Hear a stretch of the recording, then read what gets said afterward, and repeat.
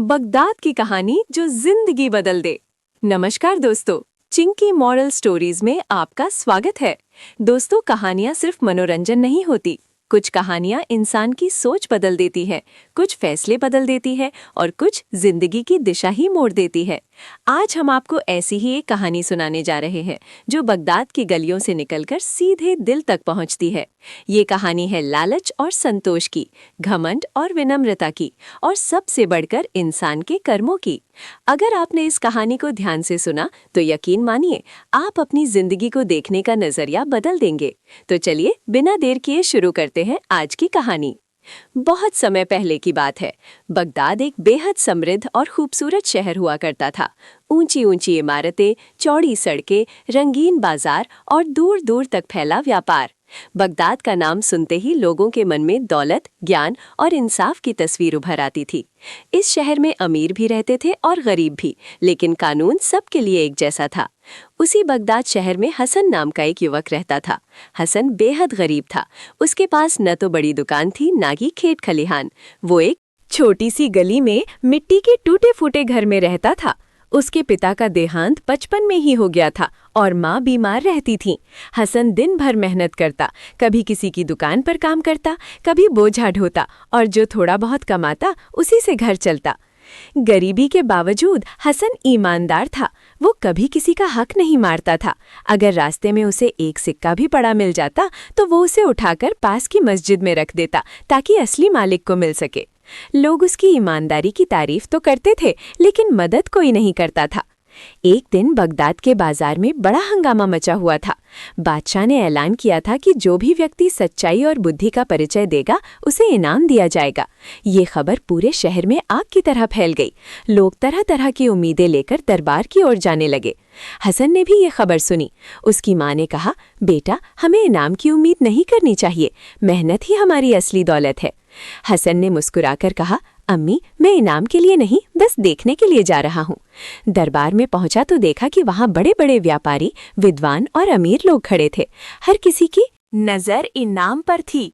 तभी बादशाह ने एक सवाल पूछा, बताओ, इंसान की जिंदगी में सबसे बड़ी दौलत क्या है? एक व्यापारी बोला, जहाँपना सबसे बड़ी दौलत सोना है। दूसरा बोला, नहीं, ताकत सबसे बड़ी दौलत है। तीसरे ने कहा, नाम और इज्जत सबसे बड़ी दौलत है। बादशाह सबकी बातें सुनते रहे, लेकिन उनका चेहरा संतुष्ट नहीं था। तभी हसन ने हिम्मत करके कहा, जहाँपना, अगर इजाजत हो तो मैं भी कुछ कहूँ। दरबार में सन्नाटा छा गया। एक गरीब युवक की हिम्मत देखकर लोग हैरान थे। बादशाह ने इशारा किया, कहो। हसन बोला, जहाँपना, इंसान की सबसे बड़ी दौलत उसका संतोष और ईमान है। जिसके पास ये है वो कभी गरीब नहीं हो सकता। बादशाह मुस्कुराए। उन्होंने कहा, तुम सही कहते हो, और हसन को इनाम देने का आदेश दिया। लेकिन साथ ही उन्होंने एक शर्त रखी। उन्होंने कहा, ये इनाम तभी मिलेगा जब तुम इसे सही तरीके से इस्तेमाल करोगे। हसन को सोने की थैली दी गई। वो खुशी खुशी घर लौट आया। माँ ने थैली देखकर घबरा गई। उन्होंने कहा, बेटा, कहीं ये हमें गलत रास्ते पर ना ले जाए। हसन बोला, अम्मी, चिंता मत करो, मैं वही करूँगा जो सही होगा। अगले दिन हसन ने सबसे पहले माँ का इलाज कराया। फिर उसने अपने घर की मरम्मत करवाई। बची हुई रकम से उसने एक छोटी सी दुकान खोल ली। वो मेहनत से काम करने लगा। धीरे धीरे उसकी दुकान चलने लगी। लोग उसकी ईमानदारी से खुश थे। लेकिन समय के साथ हसन के मन में बदलाव आने लगा। अब उसके पास पैसे थे, लोग इज्जत देने लगे थे। उसे लगने लगा कि वो दूसरों से बेहतर है। उसने गरीबों की मदद करना कम कर दिया। उसे लगता था कि उसने सब कुछ अपनी मेहनत से पाया है, इसलिए किसी का हक नहीं बनता।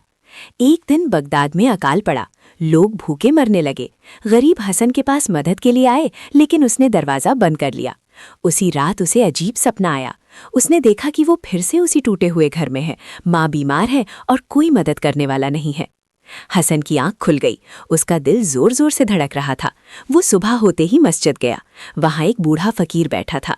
फकीर ने कहा, बेटा, दौलत पानी की तरह है। अगर बहती रहे तो साफ रहती है, अगर रोक ली जाए तो सड़ जाती है। ये बात हसन के दिल में उतर गई। उसे एहसास हुआ कि वो वही गलती कर रहा है जिससे कभी डरता था। उसी दिन उसने फैसला किया कि वो अपने दिल को फिर से साफ करेगा। हसन ने अपने गोदाम के दरवाजे खोल दिए। उसने गरीबों को अनाज बांटना शुरू किया। उसने कर्ज माफ किए। उसने फिर से वही पुराना हसन बनने की कोशिश की। कुछ समय बाद अकाल खत्म हो गया, बगदाद में खुशहाली लौट आई। लोग हसन की इज्जत पहले से ज्यादा करने लगे। लेकिन अब हसन को इस इज्जत का घमंड नहीं था। वो जान गया था कि असली खुशी दूसरों को देने में है। एक दिन वही बादशाह भेष बदलकर बाजार में आए। उन्होंने हसन की दुकान पर जाकर देखा कि वो ईमानदारी से काम कर रहा है और गरीबों की मदद कर रहा है।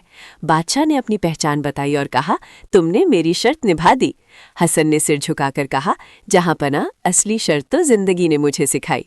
बादशाह ने उसे दुआ दी और कहा, जो इंसान समय रहते सीख जाता है वही सच में अमीर होता है। उस दिन के बाद हसन की कहानी पूरे बगदाद में मशहूर हो गई। लोग उसे दौलत के लिए नहीं, उसके दिल के लिए जानते थे। दोस्तों, इस कहानी से हमें ये सीख मिलती है कि दौलत इंसान को बड़ा नहीं बनाती, बल्कि इंसान का व्यवहार उसे बड़ा बनाता है। लालच से मिली खुशी थोड़ी देर की होती है, लेकिन संतोष और दया से मिली खुशी जिंदगी भर साथ देती है। बगदाद का आईना। बहुत पुराने समय की बात है।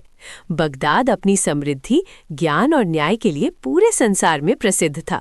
दूर दूर से व्यापारी, विद्वान और यात्री यहाँ आते थे।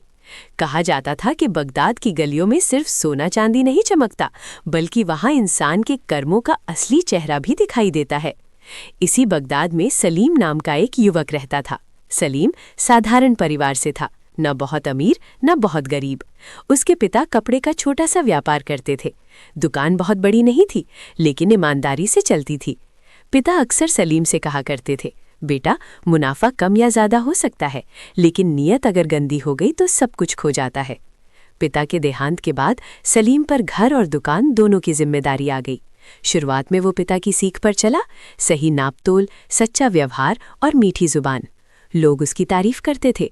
दुकान धीरे धीरे चलने लगी, लेकिन जैसे जैसे पैसे आने लगे, वैसे वैसे सलीम के मन में एक नई बेचैनी जन्म लेने लगी।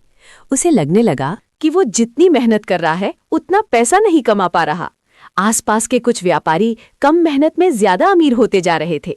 उनके कपड़े महंगे थे, घोड़े अच्छे थे और लोग उनकी इज्जत करते थे। सलीम के मन में ईर्ष्या ने जगह बना ली। एक दिन उसका दोस्त नजीर उससे मिलने आया। नजीर चालाक और तेज दिमाग वाला था। उसने सलीम से कहा, इतनी ईमानदारी से कुछ नहीं होता, जमाना बदल गया है। अगर थोड़ा दिमाग लगाओ तो वही दुकान तुम्हें मालामाल कर सकती है। सलीम ने पहले तो मना किया, लेकिन नजीर की बातें उसके दिमाग में घर कर गईं। उसने सोचा, अगर मैं थोड़ा सा फायदा अपने लिए रख लूं तो इसमें बुराई क्या है। यही सोच उसके पतन की शुरुआत बन गई। अगले कुछ महीनों में सलीम ने कपड़े की गुणवत्ता में थोड़ा समझौता करना शुरू किया। बाहर से देखने में कपड़ा अच्छा लगता, लेकिन अंदर से कमजोर होता। मुनाफा बढ़ने लगा, पैसे के साथ साथ उसका घमंड भी बढ़ने लगा। वो अब गरीब ग्राहकों को ठीक से बात नहीं करता था। एक शाम उसकी दुकान पर एक बूढ़ा आदमी आया। उसने साधारण कपड़े मांगे। सलीम ने उसे घटिया कपड़ा महंगे दाम पर बेच दिया। बूढ़े ने पैसे दिए और चला गया। जाते जाते उसने सलीम की आंखों में देखा और बस इतना कहा, बेटा, आईना रोज देखना, लेकिन आंखों से नहीं, दिल से। सलीम को ये बात अजीब लगी। उसने हंसकर टाल दिया। उसे लगा ये कोई साधारण बुजुर्ग की बकवास है। कुछ दिनों बाद बगदाद में खबर फैली कि बादशाह भेष बदलकर बाजारों में घूम रहे हैं। वे व्यापारियों की सच्चाई परखना चाहते हैं। ये सुनकर सलीम के मन में डर बैठ गया, लेकिन उसने खुद को समझाया कि वो इतना भी गलत नहीं कर रहा। उसी दिन एक अमीर ग्राहक उसकी दुकान पर आया। उसने महंगे कपड़े खरीदे। सलीम ने उसे सबसे अच्छा माल दिया। तभी वही बूढ़ा आदमी फिर से दुकान पर आया। इस बार उसके कपड़े फटे हुए थे। उसने वही कपड़ा दिखाया जो उसने पहले खरीदा था। बेटा, बूढ़े ने कहा, ये कपड़ा कुछ ही दिनों में खराब हो गया। क्या यही तुम्हारी सच्चाई है? सलीम झुंझला गया। उसने बूढ़े को डांट कर भगा दिया। आसपास के लोग ये सब देख रहे थे। उसी समय अमीर ग्राहक ने सब कुछ देख लिया। अगले दिन दरबार से सलीम को बुलावा आया। उसका दिल जोर जोर से धड़कने लगा। जब वो दरबार पहुंचा तो देखा वही बूढ़ा आदमी बादशाह के पास खड़ा था, सलीम के पैरों तले। जमीन खिसक गई।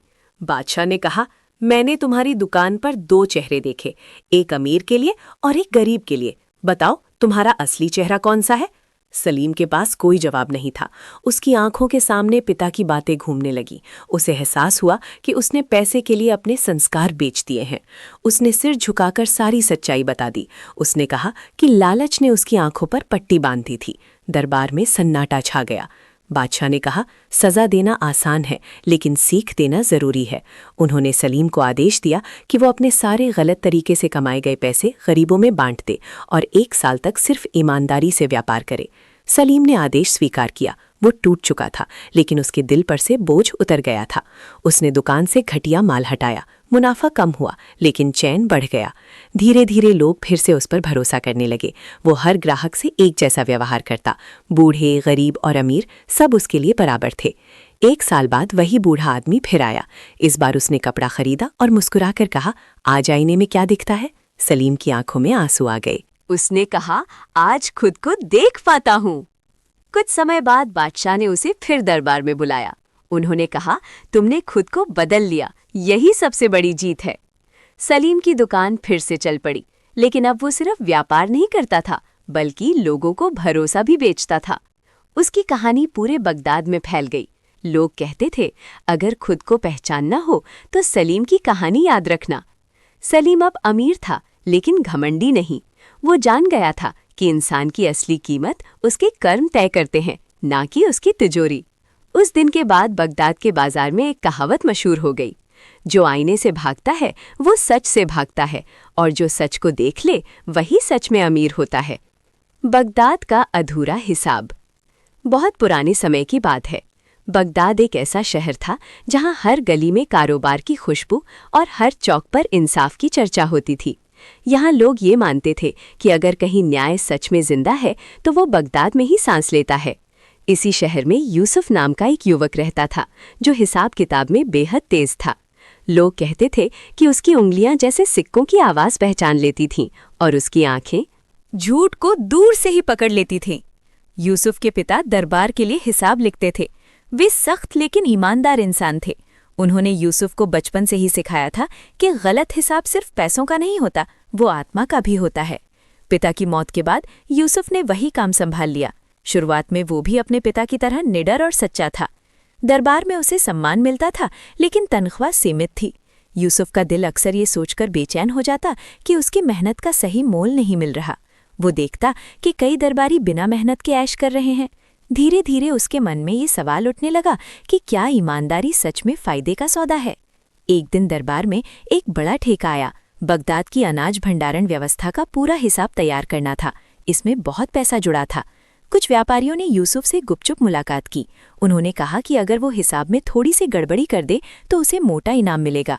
यूसुफ ने पहली बार साफ मना किया, लेकिन ये प्रस्ताव उसके दिमाग में अटक गया। रात को उसे नींद नहीं आई। उसे लगा जैसे पिता की आवाज़ कानों में गूंज रही हो, लेकिन साथ ही गरीबी और अधूरी इच्छाओं की तस्वीरें भी सामने थी। आखिरकार यूसुफ ने एक छोटी सी चाल चली। उसने हिसाब में इतनी मामूली गलती की कि किसी की नज़र न जाए। पैसे उसके हाथ में आए। दिल थोड़ी देर घबराया, फिर शांत हो गया। उसने खुद को समझाया कि यह आखिरी बार है। लेकिन गलत रास्ते की सबसे बड़ी सज़ा यही होती है कि वो इंसान को आगे और गलत करने का हौसला दे देता है। यूसुफ अब बार बार हिसाब में हेरफेर करने लगा। उसकी ज़िंदगी बदलने लगी। अच्छे कपड़े, बेहतर घर और लोगों की नज़र में इज्जत। पर हर रात जब वो अकेला होता तो उसे एक अजीब खालीपन महसूस होता, जैसे कोई अधूरा हिसाब उसके भीतर ही रह गया हो। 1 साल बाद बगदाद में अनाज की भारी कमी हो गई। गरीब लोग भूखे रहने लगे। दरबार में हंगामा मच गया। जांच बैठी और सारे पुराने हिसाब खोले गए। यूसुफ को बुलाया गया। जैसे जैसे हिसाब सामने आता गया, उसकी चालाकी उजागर होने लगी। वो चुप खड़ा रहा। उसके चेहरे पर पसीना था, लेकिन आंखों में एक अजीब सी शांति भी थी। बादशाह ने उससे पूछा, तुम इतने सालों तक ये बोझ कैसे उठाते रहे? यूसुफ ने सिर झुकाकर कहा, जहां पना बोझ पैसों का नहीं था, बोझ उस हिसाब का था जो मैंने अपने ज़मीर से नहीं चुकाया। दरबार में सन्नाटा छा गया। बादशाह ने सजा सुनाई, लेकिन साथ ही ये भी कहा कि अगर यूसुफ सच में पश्चाताप करता है तो उसे सुधार का मौका दिया जाएगा। यूसुफ से उसकी सारी दौलत छीन ली गई और उसे आदेश दिया गया कि वो अगले कई साल गरीबों के लिए मुफ्त हिसाब किताब संभालेगा। शुरुआत में ये उसे सजा लगी, लेकिन धीरे धीरे उसे इसमें सुकून मिलने लगा। वो रोज भूखे लोगों को अनाज मिलता देखता, उनकी आंखों में उम्मीद देखता। पहली बार उसे लगा कि उसने कुछ सही किया है। उसका दिल हल्का होने लगा। कई साल बाद वही बादशाह फिर उससे मिले। उन्होंने पूछा, अब बताओ, तुम्हारा हिसाब पूरा हुआ या नहीं? यूसुफ मुस्कुराया और बोला, जहांपना, अब हर रात चैन की नींद आती है, शायद यही पूरा हिसाब है। यूसुफ की कहानी बगदाद में मशहूर हो गई। लोग समझने लगे कि हर गलती का हिसाब पैसे से नहीं बल्कि कर्मों से चुकाना पड़ता है। और बगदाद की गलियों में ये बात फैल गई कि जिस इंसान का ज़मीर साफ हो वही सच में सबसे अमीर होता है, और जो अपने अंदर का हिसाब पूरा कर ले उसकी जिंदगी कभी अधूरी नहीं। बगदाद की आखिरी पुकार बहुत पुराने समय की बात है। बगदाद सिर्फ एक शहर नहीं था, बल्कि वो लोगों के सपनों, डर, लालच और उम्मीदों का आईना था। यहाँ की सुबह अजान की आवाज़ से शुरू होती थी और रातें कहानियों में ढल जाती थी। लोग कहते थे कि बगदाद की दीवारें भी इंसानों की सच्चाई सुन चुकी हैं। इसी शहर में एक आदमी रहता था जिसका नाम था फैज़ान। फैज़ान कोई साधारण इंसान नहीं था। वो पढ़ा लिखा, समझदार और तेज दिमाग वाला था। दरबार में उसकी पहचान एक ईमानदार सलाहकार के रूप में थी। बादशाह उस पर भरोसा करते थे और आम लोग उसे उम्मीद की नज़र से देखते थे। फैज़ान का जीवन सादा था। वो बड़े घर में रहता था लेकिन दिखावे से दूर रहता था। फैज़ान के पिता भी कभी दरबार से जुड़े हुए थे। उन्होंने अपने बेटे को एक ही बात सिखाई थी, बेटा, ताकत अगर हाथ में आए तो उसे थामना, लेकिन घमंड कभी दिल में मत आने देना। पिता के देहांत के बाद फैज़ान ने उनकी सीख को ही अपनी ढाल बना लिया था। समय बीतता गया, बगदाद में बदलाव आने लगे। व्यापार बढ़ा, लोग अमीर हुए, लेकिन दिलों में बेचैनी भी बढ़ने लगी। हर कोई आगे निकलना चाहता था। इस दौड़ में कई लोग रास्ता भटक गए। फैज़ान ये सब देख रहा था, लेकिन खुद को अलग समझता था। उसे लगता था कि वो कभी गलत नहीं हो सकता। एक दिन बगदाद में एक बड़ा संकट आ गया। शहर के खजाने में कमी पाई गई। अनाज, दवाइयाँ और पानी की व्यवस्था पर असर पड़ने लगा। लोग परेशान थे। बादशाह ने तुरंत जांच बैठाई। इस पूरे मामले की जिम्मेदारी फैज़ान को सौंपी गई। फैज़ान ने हिसाब देखना शुरू किया। कागजों में गड़बड़ थी, लेकिन इतनी साफ नहीं कि तुरंत किसी पर आरोप लगाया जा सके। कई दरबारी एक दूसरे पर शक कर रहे थे।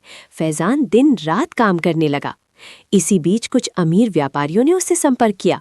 उन्होंने कहा कि अगर वो जांच को किसी और दिशा में मोड़ दे तो उसे जिंदगी भर की दौलत मिल सकती है। फैज़ान पहले हंस पड़ा। उसने साफ मना कर दिया, लेकिन ये प्रस्ताव उसके मन में बैठ गया। वो सोचने लगा कि अगर वो ये सब स्वीकार कर ले तो किसी को क्या पता चलेगा। वो खुद को समझाने लगा कि वो बाद में अच्छे कामों में ये पैसा लगा देगा। यही वो पल था जब फैज़ान पहली बार अपने ही सिद्धांतों से डगमगाया। उसने खुद से कहा, अगर नीयत अच्छी है तो रास्ता थोड़ा गलत हो भी जाए तो क्या फर्क पड़ता है। धीरे धीरे उसने जांच की दिशा बदलनी शुरू कर दी। उसने कुछ निर्दोष लोगों पर शक जताया और असली दोषियों को बचा लिया।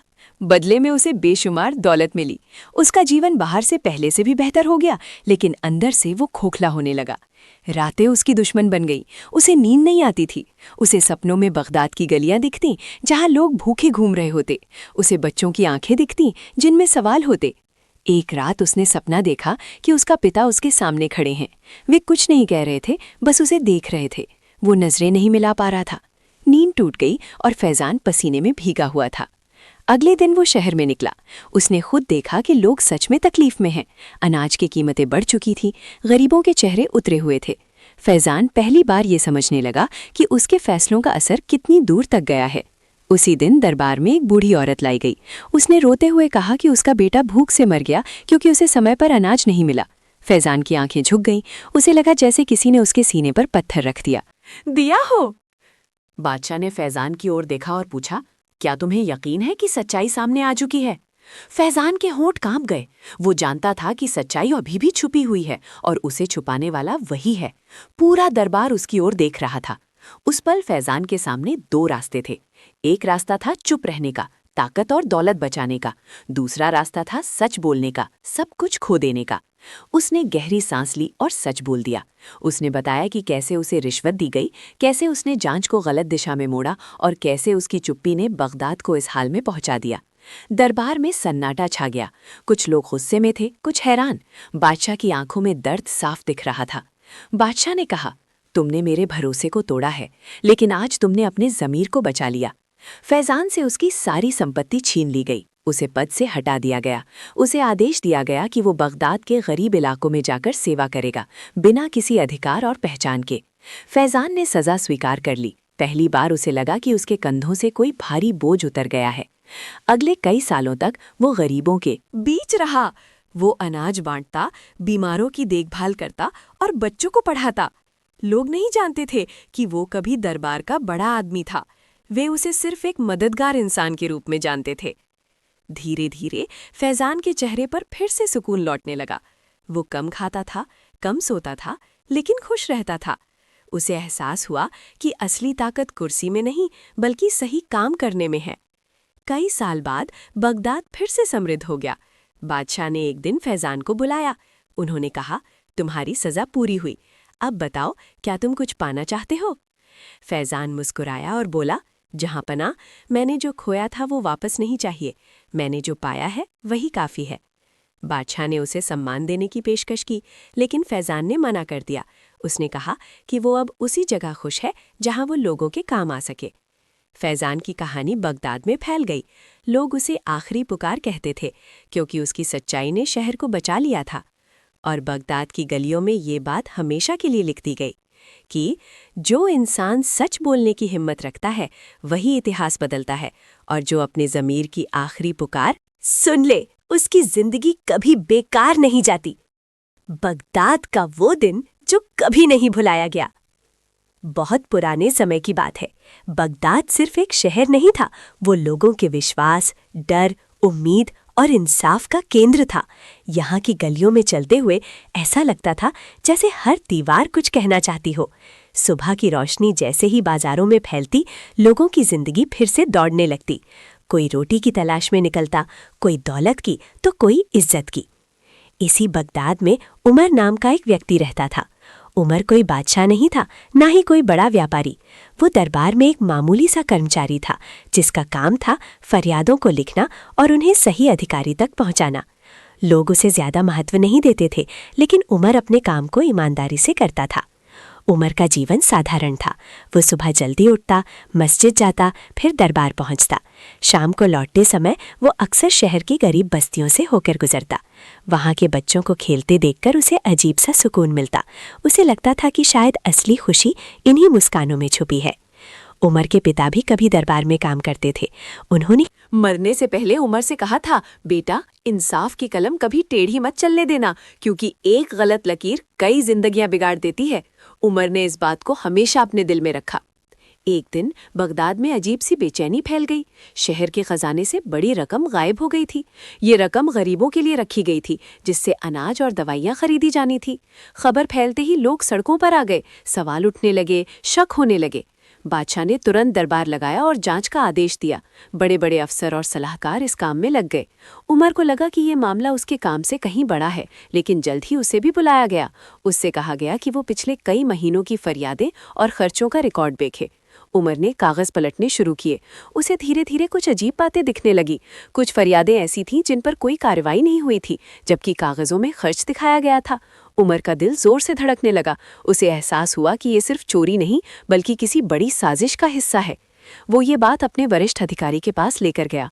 अधिकारी ने कागज देखे और फिर उमर की ओर देखकर कहा, इन बातों में मत पड़ो, ऊपर से आदेश आए हैं। उमर समझ गया कि मामला गहराई तक फैला हुआ है। उस रात उमर सो नहीं पाया। उसके सामने पिता के शब्द गूंज रहे थे। वो जानता था कि अगर उसने चुप्पी साध ली तो बहुत से गरीबों का हक मारा जाएगा, लेकिन अगर उसने आवाज उठाई तो उसकी नौकरी और शायद जान भी खतरे में पड़ सकती थी। अगले दिन एक अमीर व्यापारी उमर से मिला। उसने कहा कि वो जानता है कि उमर कुछ सच जान गया है। व्यापारी ने उसे सोने की थैली दी और कहा, ये तुम्हारी खामोशी की कीमत है। उमर ने थैली को देखा, फिर व्यापारी की आंखों में देखा और बिना कुछ कहे थैली लौटा दी। व्यापारी के चेहरे पर मुस्कान थी, लेकिन आंखों में धमकी। उसने कहा, सोच लो, हर किसी को हीरो बनने की जरूरत नहीं होती। उमर जानता था कि अब वो पीछे नहीं हट सकता। उसने सारे सबूत इकट्ठा करने शुरू किए। रात रात भर बैठकर वो पुराने रिकॉर्ड पढ़ता, नाम जोड़ता, तारीखें मिलाता। धीरे धीरे पूरी तस्वीर साफ होने लगी। उसे पता चला कि कई बड़े अफसर और व्यापारी मिलकर गरीबों के हिस्से का पैसा हड़प रहे थे। ये पैसा कागजों में खर्च दिखाया जाता, लेकिन असल में उनकी तिजोरियों में जाता। उमर ने फैसला किया कि वो ये सब सीधे बादशाह तक पहुंचाएगा, लेकिन बादशाह तक पहुंचना आसान नहीं था। दरबार के रास्ते कई लोगों से होकर जाते थे और हर कोई इस साजिश का हिस्सा हो सकता था। एक दिन दरबार में बड़ी सुनवाई रखी गई। उमर ने हिम्मत जुटाई और सबके सामने बोलने की इजाजत मांगी। दरबार में हंसी की हल्की आवाजें आईं। एक मामूली कर्मचारी की बात कौन सुनना चाहता था? लेकिन बादशाह ने इशारा किया, कहने दो। उमर ने कांपती आवाज में बोलना शुरू किया। उसने एक एक कागज सामने रखा, एक एक नाम लिया। जैसे जैसे वो बोलता गया, दरबार में सन्नाटा गहराता गया। जिन लोगों के नाम लिए जा रहे थे, उनके चेहरे पीले पड़ते जा रहे थे। जब उमर ने बात खत्म की तो पूरा दरबार खामोश था। बादशाह कुछ देर तक कुछ नहीं बोले। फिर उन्होंने गहरी सांस ली और कहा, आज बगदाद ने अपना असली चेहरा देख लिया। जांच का आदेश दिया गया, दोषी पकड़े गए। कुछ रोए, कुछ गिड़गिड़ाए, लेकिन इंसाफ हुआ। चोरी का पैसा वापस खजाने में आया और गरीबों तक पहुंचा। उमर को इनाम देने की बात हुई, बड़े ओहदे और दौलत का प्रस्ताव रखा गया, लेकिन उमर ने सिर झुकाकर कहा, जहांपना, मैंने सिर्फ अपना फर्ज निभाया है। बादशाह ने उसे सम्मान दिया, लेकिन उमर का जीवन ज्यादा नहीं बदला। वो फिर उसी रास्ते से घर जाता, उन्हीं बच्चों को खेलते देखता। फर्क सिर्फ इतना था कि अब उसकी आंखों में सुकून और दिल में तसल्ली थी। कुछ समय बाद बगदाद में खुशहाली लौट आई। लोग कहते थे कि अगर उस दिन उमर चुप रह जाता तो शहर का भविष्य अंधेरे में चला जाता। उमर की कहानी धीरे धीरे एक मिसाल बन गई। लोग अपने बच्चों को बताते थे कि बड़ा आदमी वही नहीं होता जिसके पास ताकत हो, बल्कि वो होता है जो सही समय पर सच बोलने की हिम्मत रखता हो। और बगदाद ने उस दिन ये सीख हमेशा के लिए अपने सीने में दर्ज कर ली कि एक ईमानदार आवाज़, चाहे कितनी ही छोटी क्यों ना हो, पूरे शहर की तकदीर बदल सकती है। बहुत पुराने समय की बात है। बगदाद अपने वैभव, न्याय और ज्ञान के लिए जाना जाता था। कहा जाता था कि इस शहर में अगर कोई भूखा सोता है तो वो सिर्फ उसकी किस्मत नहीं, बल्कि पूरे समाज की नाकामी होती है। बगदाद की गलियां दिन में व्यापार से गूंजती थीं और रात में आत्ममंथन से। इसी शहर में एक व्यक्ति रहता था जिसका नाम था कासिम। कासिम एक मध्यम वर्गीय परिवार से था। उसके पिता साधारण दर्जी थे, लेकिन उनके सिद्धांत असाधारण थे। वे अक्सर कहते थे, बेटा, इंसान की पहचान उसके वचनों से होती है, ना कि उसकी तिजोरी से। कासिम ने यह बात बचपन से सुनते हुए बड़ी की थी। समय के साथ कासिम बड़ा हुआ और उसने व्यापार का रास्ता चुना। उसने कपड़ों की दुकान खोली। शुरुआत में उसका व्यापार धीमा था, लेकिन उसकी ईमानदारी के कारण लोग धीरे धीरे उससे जुड़ने लगे। वो ग्राहकों से वही दाम लेता जो सही होता, न ज्यादा न कम। कुछ सालों में कासिम की दुकान चल पड़ी। उसका नाम बाजार में सम्मान के साथ लिया जाने लगा। लेकिन जैसे जैसे इज्जत बढ़ी, वैसे वैसे उसके मन में एक डर भी पनपने लगा। उसे लगने लगा कि अगर वो थोड़ा भी पीछे रह गया तो लोग उसे भूल जाएंगे। बाजार में कई नए व्यापारी आए थे जो चालाकी और झूठ से पैसा कमा रहे थे। वे दिखावे में आगे थे और लोग उन्हें सफल मानते थे। कासिम के दिल में एक सवाल उठने लगा, क्या सिर्फ ईमानदारी से चलकर इस दुनिया में टिके रहना संभव है? एक दिन एक बड़ा सौदागर बगदाद आया। उसने कासिम से कहा कि वो उसके साथ साझेदारी करना चाहता था। शर्त बस इतनी थी कि कुछ सौदों में कासिम को आंख बंद करनी होगी। मुनाफा बहुत बड़ा था। कासिम ने पहले मना किया, लेकिन वो सौदागर बार बार आया। उसने कासिम को उसके सपने दिखाए, बड़ा घर, ऊंचा ओहदा, लोगों की वाहवाही। धीरे धीरे कासिम का मन डगमगाने लगा। आखिरकार उसने एक शर्त पर हाँ कर दी। उसने खुद से कहा कि वो बस एक बार नियम तोड़ेगा, फिर सब कुछ ठीक कर देगा। उसी दिन कासिम ने अपने पिता की सीख को पहली बार अनसुना कर दिया। शुरुआत में सब कुछ आसान लगा, पैसा आने लगा, दुकान बड़ी हो गई, लोग कासिम को सफल व्यापारी कहने लगे। लेकिन उसके भीतर कुछ टूट गया था। वो हर रात बेचैन रहता। उसे लगता जैसे उसके दिल में कोई उसे लगातार याद दिला रहा हो कि उसने अपना वचन तोड़ दिया है। कुछ महीनों बाद एक गरीब आदमी उसकी दुकान पर आया। उसने कहा कि उसे शादी के लिए सस्ता कपड़ा चाहिए। कासिम ने उसे घटिया कपड़ा महंगे दाम पर बेच दिया। आदमी ने पैसे दिए और चला गया। जाते समय उसने बस इतना कहा, अल्लाह सब देखता है। ये वाक्य कासिम के दिल में चुभ गया, लेकिन उसने खुद को समझा लिया कि ये सब व्यापार का हिस्सा है। समय बीतता गया, कासिम अमीर हो गया, लेकिन उसका दिल खाली होता चला गया। उसके आसपास लोग थे, लेकिन सुकून नहीं था। 1 साल बाद बगदाद में भयंकर आग लग गई। कई दुकानें जल गईं। गरीब इलाकों को सबसे ज्यादा नुकसान हुआ। कासिम की दुकान बच गई, लेकिन उसका गोदाम जल गया। उसमें वही कपड़े थे जो उसने गलत तरीके से मुनाफा कमाने के लिए जमा किए थे। उस रात कासिम सड़क पर खड़ा आग की लपटों को देख रहा था। उसे लगा जैसे उसकी गलतियां जलकर उसके सामने राख बन रही हों। अगले दिन शहर में मदद का काम शुरू हुआ। लोग अनाज, कपड़े और पैसे दान कर रहे थे। कासिम के पास सब कुछ था, लेकिन उसका हाथ रुक गया। उसे लगा कि अगर वो दान करेगा तो उसे अपने पापों का सामना करना पड़ेगा। उसी दिन एक बूढ़ा फकीर उसकी दुकान पर आया। उसने कहा, बेटा, इंसान का सबसे बड़ा बोझ उसका अधूरा वचन होता है। कासिम फूट फूट कर रो पड़ा। पहली बार उसने अपने दिल की आवाज़ सुनी। उसे एहसास हुआ कि उसने सिर्फ अपने पिता का वचन नहीं तोड़ा, बल्कि खुद से किया गया वादा भी तोड़ा है। उसने उसी दिन फैसला किया। उसने अपने सारे गलत सौदों की सच्चाई सामने लाने का निश्चय किया। उसने साझेदार सौदागर से नाता तोड़ लिया। उसने घाटा सहा, लेकिन मन हल्का हो गया। कासिम ने अपने गोदाम से बचा हुआ सारा माल गरीबों में बांट दिया। उसने आग से पीड़ित लोगों की मदद की। लोग हैरान थे। कुछ ने उसकी तारीफ की, कुछ ने शक किया। धीरे धीरे उसका व्यापार फिर से सादा हो गया। मुनाफा कम था, लेकिन चैन बहुत था। वो हर ग्राहक से वही व्यवहार करता जो वो अपने लिए चाहता था। एक दिन वही गरीब आदमी फिर उसकी दुकान पर आया, जिसने शादी के लिए कपड़ा खरीदा था। कासिम ने उसे पहचान लिया। उसने उससे माफ़ी मांगी और सही कपड़ा बिना पैसे के दे दिया। उस आदमी की आंखों में आंसू आ गए। उसने कहा, आज आपने अपना वचन वापस पा लिया। कासिम समझ गया कि इंसान की असली जीत दूसरों की नज़रों में नहीं, बल्कि खुद की नज़रों में सही साबित होने में है। कुछ सालों बाद कासिम अमीर नहीं था, लेकिन सम्मानित था। लोग उसकी दुकान पर सिर्फ सामान खरीदने नहीं, बल्कि भरोसा लेने आते थे। बगदाद में उसकी कहानी मशहूर हो गई। लोग कहते थे कि जिसने अपना टूटा हुआ वचन जोड़ लिया, उसने अपनी जिंदगी भी जोड़ ली। और बगदाद की हवाओं में ये बात हमेशा के लिए गूंजने लगी कि दौलत खो जाए तो फिर आ सकती है, लेकिन वचन टूट जाए तो इंसान खुद से हार जाता है। और जो अपने वचन को फिर से जोड़ ले, वही सच में जीत जाता है। बगदाद की खामोश गलियां।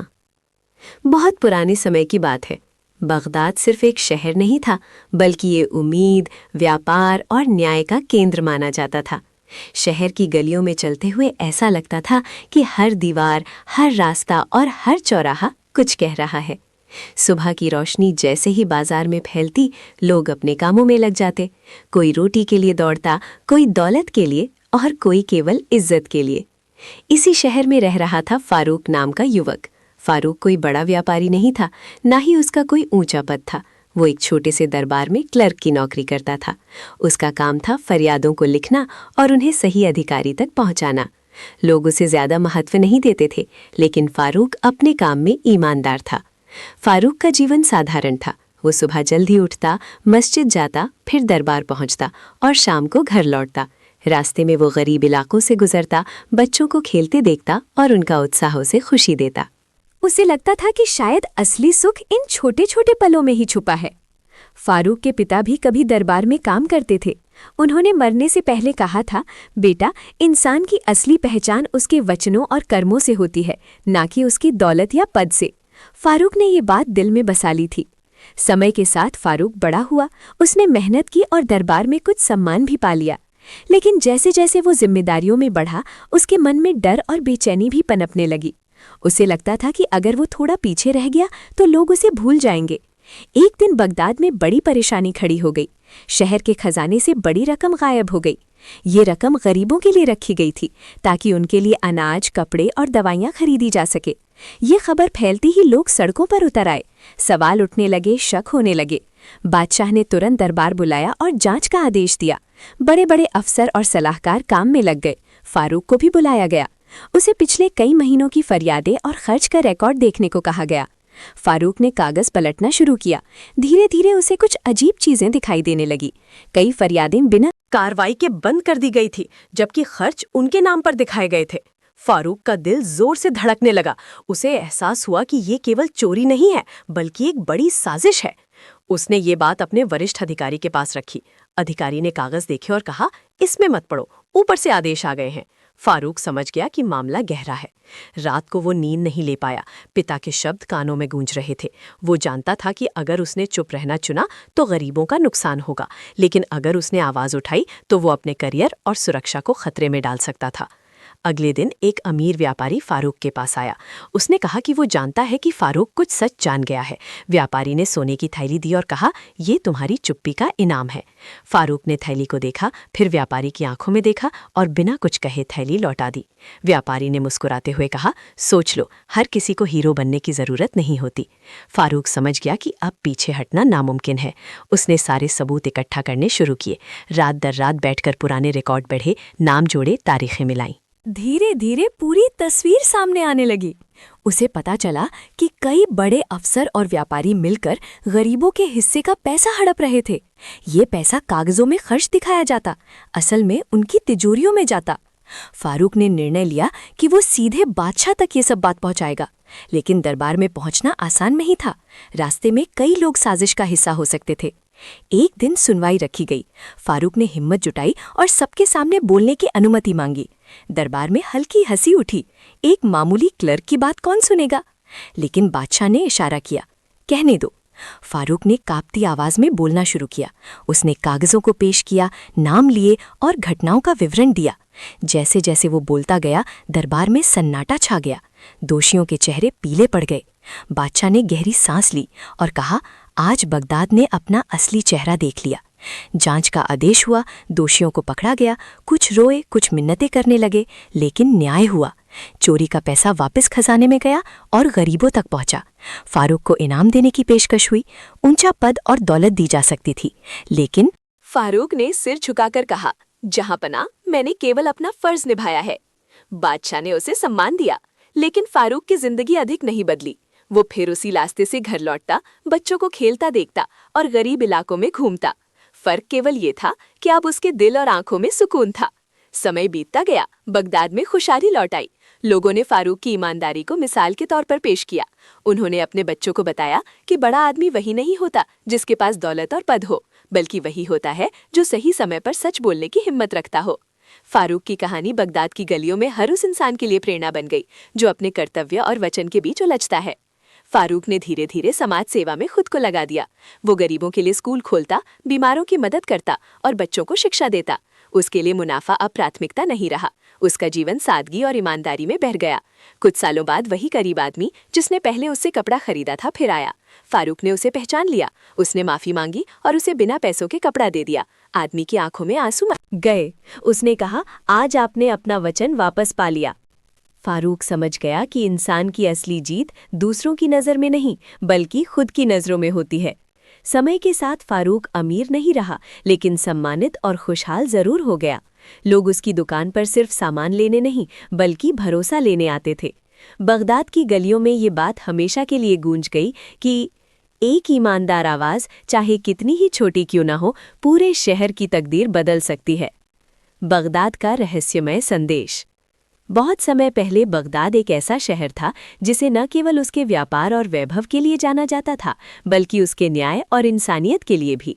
शहर की गलियां हमेशा जीवंत रहती थीं।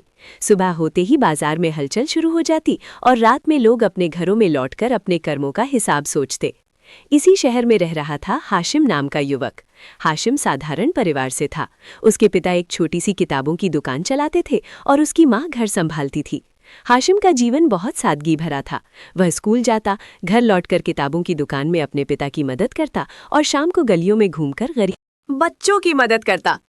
हाशिम के पिता ने उसे बचपन से ही ईमानदारी और इंसाफ की सीख दी थी। वे अक्सर कहते थे, बेटा, इंसान का असली मूल्य उसकी दौलत में नहीं, बल्कि उसके कर्मों और वचनों में होता है। हाशिम ने ये बात दिल में बसा ली थी। समय बीतता गया, हाशिम बड़ा हुआ और उसकी समझ बढ़ गई। वो अब अपनी किताबों की दुकान को संभालने लगा। शुरुआत में सब कुछ ठीक था। लोग उसकी ईमानदारी की तारीफ करते और धीरे धीरे उसकी दुकान चल पड़ी। लेकिन जैसे जैसे शहर में व्यापार बढ़ा, लोग अपने आप को बड़ा दिखाने लगे। अमीर व्यापारी सस्ते और घटिया माल को महंगे दामों पर बेचते और हाशिम जैसा ईमानदार युवक उनके मुकाबले पीछे रह जाता। हाशिम ने महसूस किया कि ईमानदारी हमेशा सफलता की गारंटी नहीं देती। एक दिन बगदाद में एक रहस्यमयी संदेश आया। शहर के खजाने से बड़ी रकम गायब थी और उस पर जांच बैठाई गई। ये रकम गरीबों के लिए रखी गई थी। खबर फैलते ही शहर में भय और अफरा तफरी फैल गई। बादशाह ने तुरंत दरबार बुलाया और सभी अफसरों को जांच के लिए तलब किया। हाशिम भी बुलाया गया। उसे पिछले कई महीनों की लेनदेन और फरियादों का रिकॉर्ड देखने को कहा। गया। हाशिम ने कागज पलटना शुरू किया। धीरे धीरे उसने कुछ गड़बड़ियां देखीं। कई फरियादें बिना कार्रवाई के बंद कर दी गई थीं, जबकि खर्च उनके नाम पर दिखाया गया था। हाशिम का दिल जोर जोर से धड़कने लगा। उसे एहसास हुआ कि ये सिर्फ चोरी नहीं बल्कि एक बड़ी साजिश थी। हाशिम ने ये बात अपने वरिष्ठ अधिकारी के पास रखी। अधिकारी ने कागज देखे और कहा, इसमें मत पढ़ो, ऊपर से आदेश आ गए हैं। हाशिम समझ गया कि मामला बहुत गहरा है और अब उसे खुद ही कदम उठाना होगा। रात को हाशिम नींद नहीं ले पाया। उसके मन में अपने पिता के शब्द गूंज रहे थे। वो जानता था कि अगर उसने चुप्पी साध ली तो गरीबों का नुकसान होगा, लेकिन अगर उसने सच बोल दिया तो अपनी नौकरी और सुरक्षा को खतरे में डाल सकता था। अगले दिन एक अमीर व्यापारी हाशिम के पास आया। उसने कहा कि वो जानता है कि हाशिम कुछ सच जान गया है। व्यापारी ने उसे सोने की थैली दी और कहा, ये तुम्हारी चुप्पी का इनाम है। हाशिम ने थैली को देखा, फिर व्यापारी की आंखों में देखा और बिना कुछ कहे थैली लौटा दी। व्यापारी ने मुस्कुराते हुए कहा, सोच लो, हर किसी को हीरो बनने की जरूरत नहीं होती। हाशिम अब पीछे हटने के लिए तैयार नहीं था। उसने सारे सबूत इकट्ठा करने शुरू किए। रात दर रात बैठकर पुराने रिकॉर्ड पढ़े, नाम जोड़े, तारीखें मिलाईं। धीरे धीरे पूरी तस्वीर साफ होने लगी। उसे पता चला कि कई बड़े अफसर और व्यापारी मिलकर गरीबों के हिस्से का पैसा हड़प रहे थे। ये पैसा कागजों में खर्च दिखाया जाता, असल में उनकी तिजोरियों में जमा होता। हाशिम ने निर्णय लिया कि वो सीधे बादशाह तक ये सब बात पहुंचाएगा, लेकिन दरबार तक पहुंचना आसान नहीं था। रास्ते में कई लोग साजिश का हिस्सा हो सकते थे। एक दिन सुनवाई रखी गई। हाशिम ने हिम्मत जुटाई और सबके सामने बोलने की अनुमति मांगी। दरबार में हल्की हंसी उठी। एक मामूली क्लर्क की बात कौन सुनेगा? लेकिन बादशाह ने इशारा किया, कहने दो। हाशिम ने कांपती आवाज में बोलना शुरू किया। उसने कागजों को पेश किया, नाम लिए और घटनाओं का विवरण दिया। जैसे जैसे वो बोलता गया, दरबार में सन्नाटा छा गया। दोषियों के चेहरे पीले पड़ गए। बादशाह ने गहरी सांस ली और कहा, आज बगदाद ने अपना असली चेहरा देख लिया। जांच का आदेश हुआ। दोषियों को पकड़ा गया। कुछ रोए, कुछ मिन्नतें करने लगे, लेकिन न्याय हुआ। चोरी का पैसा वापस खजाने में गया और गरीबों तक पहुंचा। हाशिम को इनाम देने की पेशकश हुई। ऊंचा पद और दौलत दी जा सकती थी, लेकिन हाशिम ने सिर झुकाकर कहा, जहां पना, मैंने केवल अपना फर्ज निभाया है। बादशाह ने उसे सम्मान दिया, लेकिन हाशिम की जिंदगी अधिक नहीं बदली। वो फिर उसी रास्ते से घर लौटता, बच्चों को खेलते देखता और गरीब इलाकों में घूमता। फर्क केवल ये था कि अब उसके दिल और आंखों में सुकून था। समय बीतता गया। बगदाद में खुशहाली लौट आई। लोगों ने हाशिम की ईमानदारी को मिसाल के तौर पर पेश किया। उन्होंने अपने बच्चों को बताया कि बड़ा आदमी वही नहीं होता जिसके पास दौलत और पद हो, बल्कि वही होता है जो सही समय पर सच बोलने की हिम्मत रखता हो। हाशिम ने धीरे धीरे समाज सेवा में खुद को लगा दिया। वो गरीबों के लिए स्कूल खोलता, बीमारों की मदद करता और बच्चों को शिक्षा देता। उसके लिए मुनाफा अब प्राथमिकता नहीं रहा। उसका जीवन सादगी और ईमानदारी में बह गया। कुछ सालों बाद वही गरीब आदमी जिसने पहले उससे कपड़ा खरीदा था फिर आया। हाशिम ने उसे पहचान लिया। उसने माफी मांगी और उसे बिना पैसे के कपड़ा दे दिया। आदमी की आंखों में आंसू आ गए। उसने कहा, आज आपने अपना वचन वापस पा लिया। हाशिम समझ गया कि इंसान की असली जीत दूसरों की नज़र में नहीं बल्कि खुद की नज़र में होती है। समय के साथ हाशिम अमीर नहीं रहा, लेकिन सम्मानित और खुशहाल जरूर हो गया। लोग उसकी दुकान पर सिर्फ सामान लेने नहीं बल्कि भरोसा लेने आते थे। बगदाद की गलियों में ये बात हमेशा के लिए गूंज गई कि एक ईमानदार आवाज़, चाहे कितनी ही छोटी क्यों ना हो, पूरे शहर की तकदीर बदल सकती है। बगदाद का अनदेखा सच। बहुत समय पहले बगदाद एक ऐसा शहर था जिसे न केवल उसके व्यापार और वैभव के लिए जाना जाता था बल्कि उसके न्याय और ईमानदारी के लिए भी प्रसिद्ध था। इस शहर की गलियां हमेशा जीवंत रहती थी। सुबह होते ही बाजार में हलचल शुरू हो जाती। लोग अपने कामों में लग जाते। कोई रोटी के लिए दौड़ता, कोई दौलत के लिए और कोई केवल इज्जत और भरोसे के लिए। इसी शहर में रह रहा था जाफर नाम का युवक। जाफर साधारण परिवार से था। उसके पिता दरबार में एक मामूली अफसर थे और उसकी माँ घर संभालती थी। जाफर बचपन से ही पढ़ाई लिखाई में तेज और सोचने समझने में गहरा था। उसका जीवन साधारण था, लेकिन ईमानदारी और मेहनत में हमेशा अग्रणी रहा। जाफर के पिता अक्सर उसे ये कहते थे, बेटा, दौलत और पद केवल अस्थायी हैं। असली ताकत और सम्मान इंसान के वचनों और कर्मों में होता है। जाफर ने इन शब्दों को अपने दिल में बसा लिया। जाफर ने जैसे जैसे बड़ा हुआ, उसने देखा कि बगदाद बदल रहा है। अमीर व्यापारी और दरबारी अपने फायदे के लिए ईमानदारी की परवाह नहीं करते। लोग दिखावे में आगे निकलने लगे और ईमानदार लोग पीछे रह गए। एक दिन बगदाद में बड़ा संकट आया। शहर के खजाने से अनाज और पैसे गायब हो गए जो गरीबों के लिए रखे गए थे। खबर फैलते ही लोग भयभीत हो गए। लोग सवाल उठाने लगे और शहर में अफरा तफरी फैल गई। बादशाह ने तुरंत दरबार बुलाया और सभी अफसरों को जांच के लिए तलब किया। जाफर को भी बुलाया गया। उसे पिछले कई महीनों का लेखा जोखा देखने को कहा गया। जाफर ने कागज पलटना शुरू किया। धीरे धीरे उसने कई गड़बड़ियां देखीं। कई फरियादें बिना कार्रवाई के बंद कर दी गई थीं, जबकि खर्च उनके नाम पर दिखाया गया था। जाफर का दिल जोर जोर से धड़कने लगा। उसे एहसास हुआ कि ये केवल चोरी नहीं, बल्कि शक में फैली एक बड़ी साजिश का हिस्सा था। जाफर ने ये बात अपने वरिष्ठ अधिकारी के पास रखी। अधिकारी ने कागज देखे और कहा, इसमें मत पढ़ो, ऊपर से आदेश आ गए हैं। जाफर समझ गया कि मामला बहुत गहरा है और अब उसे खुद ही कदम उठाने होंगे। रात को जाफर नींद नहीं ले पाया। उसके मन में पिता के शब्द गूंज रहे थे। वो जानता था कि अगर उसने चुप्पी साध ली तो गरीबों का नुकसान होगा, लेकिन अगर उसने सच बोल दिया तो अपनी नौकरी और सुरक्षा खतरे में पड़ सकती थी। अगले दिन एक अमीर व्यापारी जाफर के पास आया। उसने कहा कि वो जानता है कि जाफर कुछ सच जान गया है। व्यापारी ने उसे सोने की थैली दी और कहा, ये तुम्हारी चुप्पी का इनाम है। जाफर ने थैली को देखा, फिर व्यापारी की आंखों में देखा और बिना कुछ कहे थैली लौटा दी। व्यापारी ने मुस्कुराते हुए कहा, सोच लो, हर किसी को हीरो बनने की जरूरत नहीं होती। जाफर अब पीछे हटने के लिए तैयार नहीं था। उसने सारे सबूत इकट्ठा करने शुरू किए।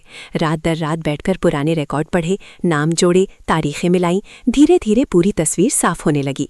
उसे पता चला कि कई बड़े अफसर और व्यापारी मिलकर गरीबों के हिस्से का पैसा हड़प रहे थे। ये पैसा कागजों में खर्च दिखाया जाता, लेकिन असल में उनकी तिजोरियों में जमा होता। जाफर ने निर्णय लिया कि वो सीधे बादशाह तक ये सब बात पहुंचाएगा, लेकिन दरबार तक पहुंचना आसान नहीं था। रास्ते में कई लोग साजिश का हिस्सा हो सकते थे। एक दिन सुनवाई रखी गई। जाफर ने हिम्मत जुटाई और सबके सामने बोलने की अनुमति मांगी। दरबार में हल्की हंसी उठी। एक मामूली क्लर्क की बात कौन सुनेगा? लेकिन बादशाह ने इशारा किया, कहने दो। जाफर ने कांपती आवाज में बोलना शुरू किया। उसने कागजों को पेश किया, नाम लिए और घटनाओं का विवरण दिया। जैसे जैसे वो बोलता गया, दरबार में सन्नाटा छा गया। दोषियों के चेहरे पीले पड़ गए। बादशाह ने गहरी सांस ली और कहा, आज बगदाद ने अपना असली चेहरा देख लिया। जांच का आदेश हुआ। दोषियों को पकड़ा गया। कुछ रोए, कुछ मिन्नतें करने लगे, लेकिन न्याय हुआ। चोरी का पैसा वापस खजाने में गया और गरीबों तक पहुंचा। जाफर को इनाम देने की पेशकश हुई। ऊंचा पद और दौलत दी जा सकती थी, लेकिन जाफर ने सिर झुकाकर कहा, जहां पनाह, मैंने केवल अपना फर्ज निभाया। बादशाह ने उसे सम्मान दिया, लेकिन जाफर की जिंदगी अधिक नहीं बदली। वो फिर उसी रास्ते से घर लौटता, बच्चों को खेलते देखता और गरीब इलाकों में घूमता। फर्क केवल ये था कि अब उसके दिल और आंखों में सुकून था। समय बीतता गया। बगदाद में खुशहाली लौट आई। लोगों ने जाफर की ईमानदारी को मिसाल के तौर पर पेश किया। उन्होंने अपने बच्चों को बताया कि बड़ा आदमी वही नहीं होता जिसके पास दौलत और पद हो, बल्कि वही होता है जो सही समय पर सच बोलने की हिम्मत रखता हो। जाफर ने धीरे धीरे समाज सेवा में खुद को लगा दिया। वो गरीबों के लिए स्कूल खोलता, बीमारों की मदद करता और बच्चों को शिक्षा देता। उसके लिए मुनाफा अब प्राथमिकता नहीं रहा। उसका जीवन सादगी और ईमानदारी में बह गया। कुछ सालों बाद वही गरीब आदमी जिसने पहले उसे कपड़ा खरीदा था फिर आया। जाफर ने उसे पहचान लिया। उसने माफी मांगी और उसे बिना पैसे के कपड़ा दे दिया। आदमी की आंखों में आंसू आ गए। उसने कहा, आज आपने अपना वचन वापस पा लिया। जाफर समझ गया कि इंसान की असली जीत दूसरों की नज़र में नहीं, बल्कि खुद की नज़र में होती है। समय के साथ जाफर अमीर नहीं रहा, लेकिन सम्मानित और खुशहाल जरूर हो गया। लोग उसकी दुकान पर सिर्फ सामान लेने नहीं, बल्कि भरोसा लेने आते थे। बगदाद की गलियों में ये बात हमेशा के लिए गूंज गई कि एक ईमानदार आवाज, चाहे कितनी ही छोटी क्यों ना हो, पूरे शहर की तकदीर बदल सकती है। बगदाद का खोया हुआ खजाना। बहुत समय पहले बगदाद एक ऐसा शहर था जिसे उसके व्यापार, न्याय और ईमानदारी के लिए जाना जाता था। शहर की गलियां हमेशा जीवंत रहती थीं। सुबह होते ही बाजार में हलचल शुरू हो जाती। लोग अपने कामों में लग जाते। कोई रोटी के लिए दौड़ता, कोई दौलत के लिए और कोई केवल इज्जत और भरोसे के लिए। इसी शहर में रह रहा था रमीज नाम का युवक। रमीज साधारण परिवार से था। उसके पिता दरबार में मामूली अफसर थे और उसकी माँ घर संभालती थी। रमीज बचपन से ही पढ़ाई लिखाई में तेज और सोचने समझने में गहरा था। उसका जीवन साधारण था, लेकिन ईमानदारी और मेहनत में हमेशा अग्रणी रहा। रमीज के पिता अक्सर उसे ये कहते थे, बेटा, दौलत और पद केवल अस्थायी हैं। असली ताकत और सम्मान इंसान के वचनों और कर्मों में होता है। रमीज ने इन शब्दों को अपने दिल में बसा लिया। रमीज ने जैसे जैसे बड़ा हुआ उसने देखा कि बगदाद बदल रहा था। अमीर व्यापारी और दरबारी अपने फायदे के लिए ईमानदारी की परवाह नहीं करते। लोग दिखावे में आगे निकलने लगे और ईमानदार लोग पीछे रह गए। एक दिन बगदाद में बड़ा संकट आया। शहर के खजाने से अनाज और पैसे गायब हो गए जो गरीबों के लिए रखे गए थे। खबर फैलते ही लोग भयभीत हो गए, सवाल उठने लगे और शहर में अफरा तफरी फैल गई। बादशाह ने तुरंत दरबार बुलाया और सभी अफसरों को जांच के लिए तलब किया। रमीज को भी बुलाया गया। उसे पिछले कई महीनों का लेखा जोखा देखने को कहा गया। रमीज ने कागज पलटना शुरू किया। धीरे धीरे उसने कई गड़बड़ियां देखीं। कई फरियादें बिना कार्रवाई के बंद कर दी गई थीं, जबकि खर्च उनके नाम पर दिखाया गया था। रमीज का दिल जोर जोर से धड़कने लगा। उसे एहसास हुआ कि ये सिर्फ चोरी नहीं, बल्कि शहर में फैली एक बड़ी साजिश का हिस्सा था। रमीज ने ये बात अपने वरिष्ठ अधिकारी के पास रखी। अधिकारी ने कागज देखे और कहा, इसमें मत पढ़ो, ऊपर से आदेश आ गए हैं। रमीज समझ गया कि मामला बहुत गहरा है और अब उसे खुद ही कदम उठाने होंगे। रात को रमीज नींद नहीं ले पाया। उसके मन में पिता के शब्द गूंज रहे थे। वो जानता था कि अगर उसने चुप्पी साध ली तो गरीबों का नुकसान होगा, लेकिन अगर उसने सच बोल दिया तो अपनी नौकरी और सुरक्षा खतरे में पड़ सकती थी। अगले दिन एक अमीर व्यापारी रमीज के पास आया। उसने कहा कि वो जानता है कि रमीज कुछ सच जान गया है। व्यापारी ने उसे सोने की थैली दी और कहा, ये तुम्हारी चुप्पी का इनाम है। रमीज ने थैली को देखा, फिर व्यापारी की आंखों में देखा और बिना कुछ कहे थैली लौटा दी। व्यापारी ने मुस्कुराते हुए कहा, सोच लो, हर किसी को हीरो बनने की जरूरत नहीं होती। रमीज अब पीछे हटने के लिए तैयार नहीं था। उसने सारे सबूत इकट्ठा करने शुरू किए। रात दर रात बैठकर पुराने रिकॉर्ड पढ़े, नाम जोड़े, तारीखें मिलाई। धीरे धीरे पूरी तस्वीर साफ होने लगी। उसे पता चला कि कई बड़े अफसर और व्यापारी मिलकर गरीबों के हिस्से का पैसा हड़प रहे थे। ये पैसा कागजों में खर्च दिखाया जाता, लेकिन असल में उनकी तिजोरियों में जमा होता।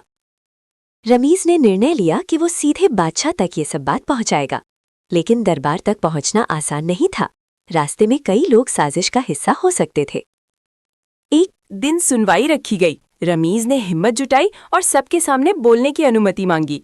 दरबार में हल्की हंसी उठी। एक मामूली क्लर्क की बात कौन सुनेगा? लेकिन बादशाह ने इशारा किया, कहने दो। रमीज ने कांपती आवाज में बोलना शुरू किया। उसने कागजों को पेश किया, नाम लिए और घटनाओं का विवरण दिया। जैसे जैसे वो बोलता गया, दरबार में सन्नाटा छा गया। दोषियों के चेहरे पीले पड़ गए। बादशाह ने गहरी सांस ली और कहा, आज बगदाद ने अपना असली चेहरा देख लिया। जांच का आदेश हुआ। दोषियों को पकड़ा गया। कुछ रोए, कुछ मिन्नतें करने लगे, लेकिन न्याय हुआ। चोरी का पैसा वापस खजाने में गया और गरीबों तक पहुंचा। रमीज को इनाम देने की पेशकश हुई।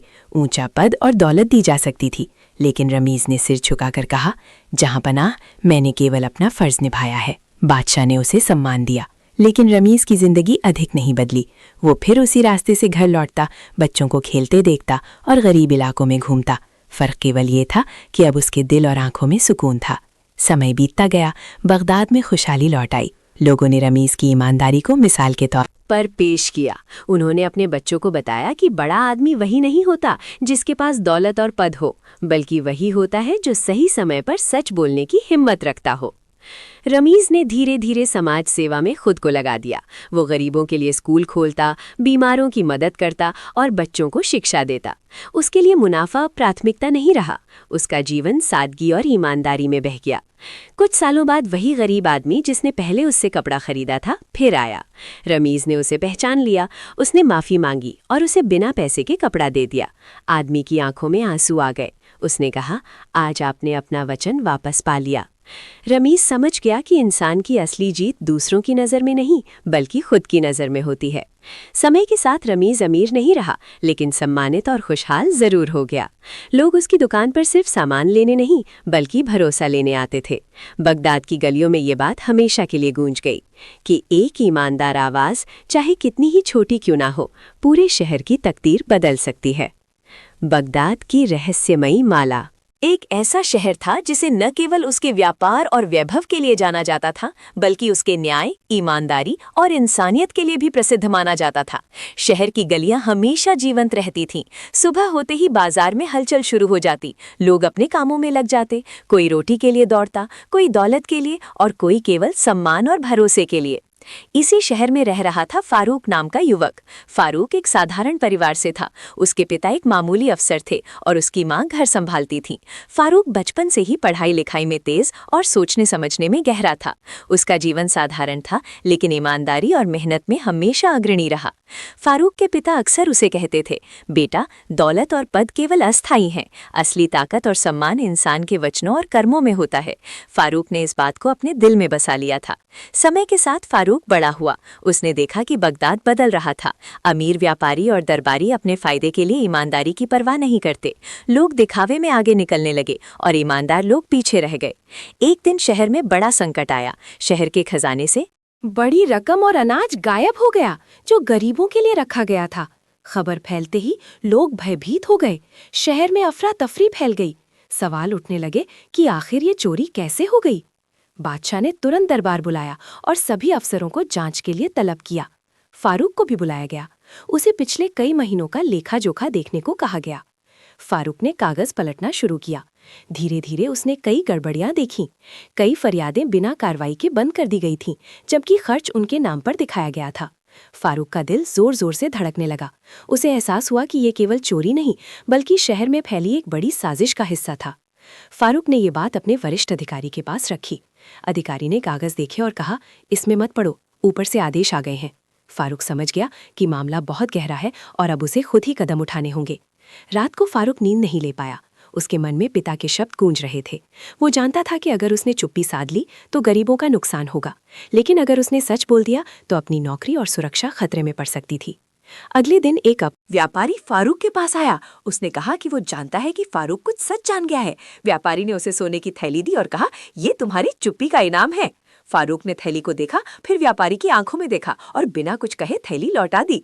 व्यापारी ने मुस्कुराते हुए कहा, सोच लो, हर किसी को हीरो बनने की जरूरत नहीं होती। फारूक अब पीछे हटने के लिए तैयार नहीं था। उसने सारे सबूत इकट्ठा करने शुरू किए। रात दर रात बैठकर पुराने रिकॉर्ड पढ़े, नाम जोड़े, तारीखें मिलाई। धीरे धीरे पूरी तस्वीर साफ होने लगी। उसे पता चला कि कई बड़े अफसर और व्यापारी मिलकर गरीबों के हिस्से का पैसा हड़प रहे थे। ये पैसा कागजों में खर्च दिखाया जाता, लेकिन असल में उनकी तिजोरियों में जमा होता। फारूक ने निर्णय लिया कि वो सीधे बादशाह तक ये सब बात पहुंचाएगा, लेकिन दरबार तक पहुंचना आसान नहीं था। रास्ते में कई लोग साजिश का हिस्सा हो सकते थे।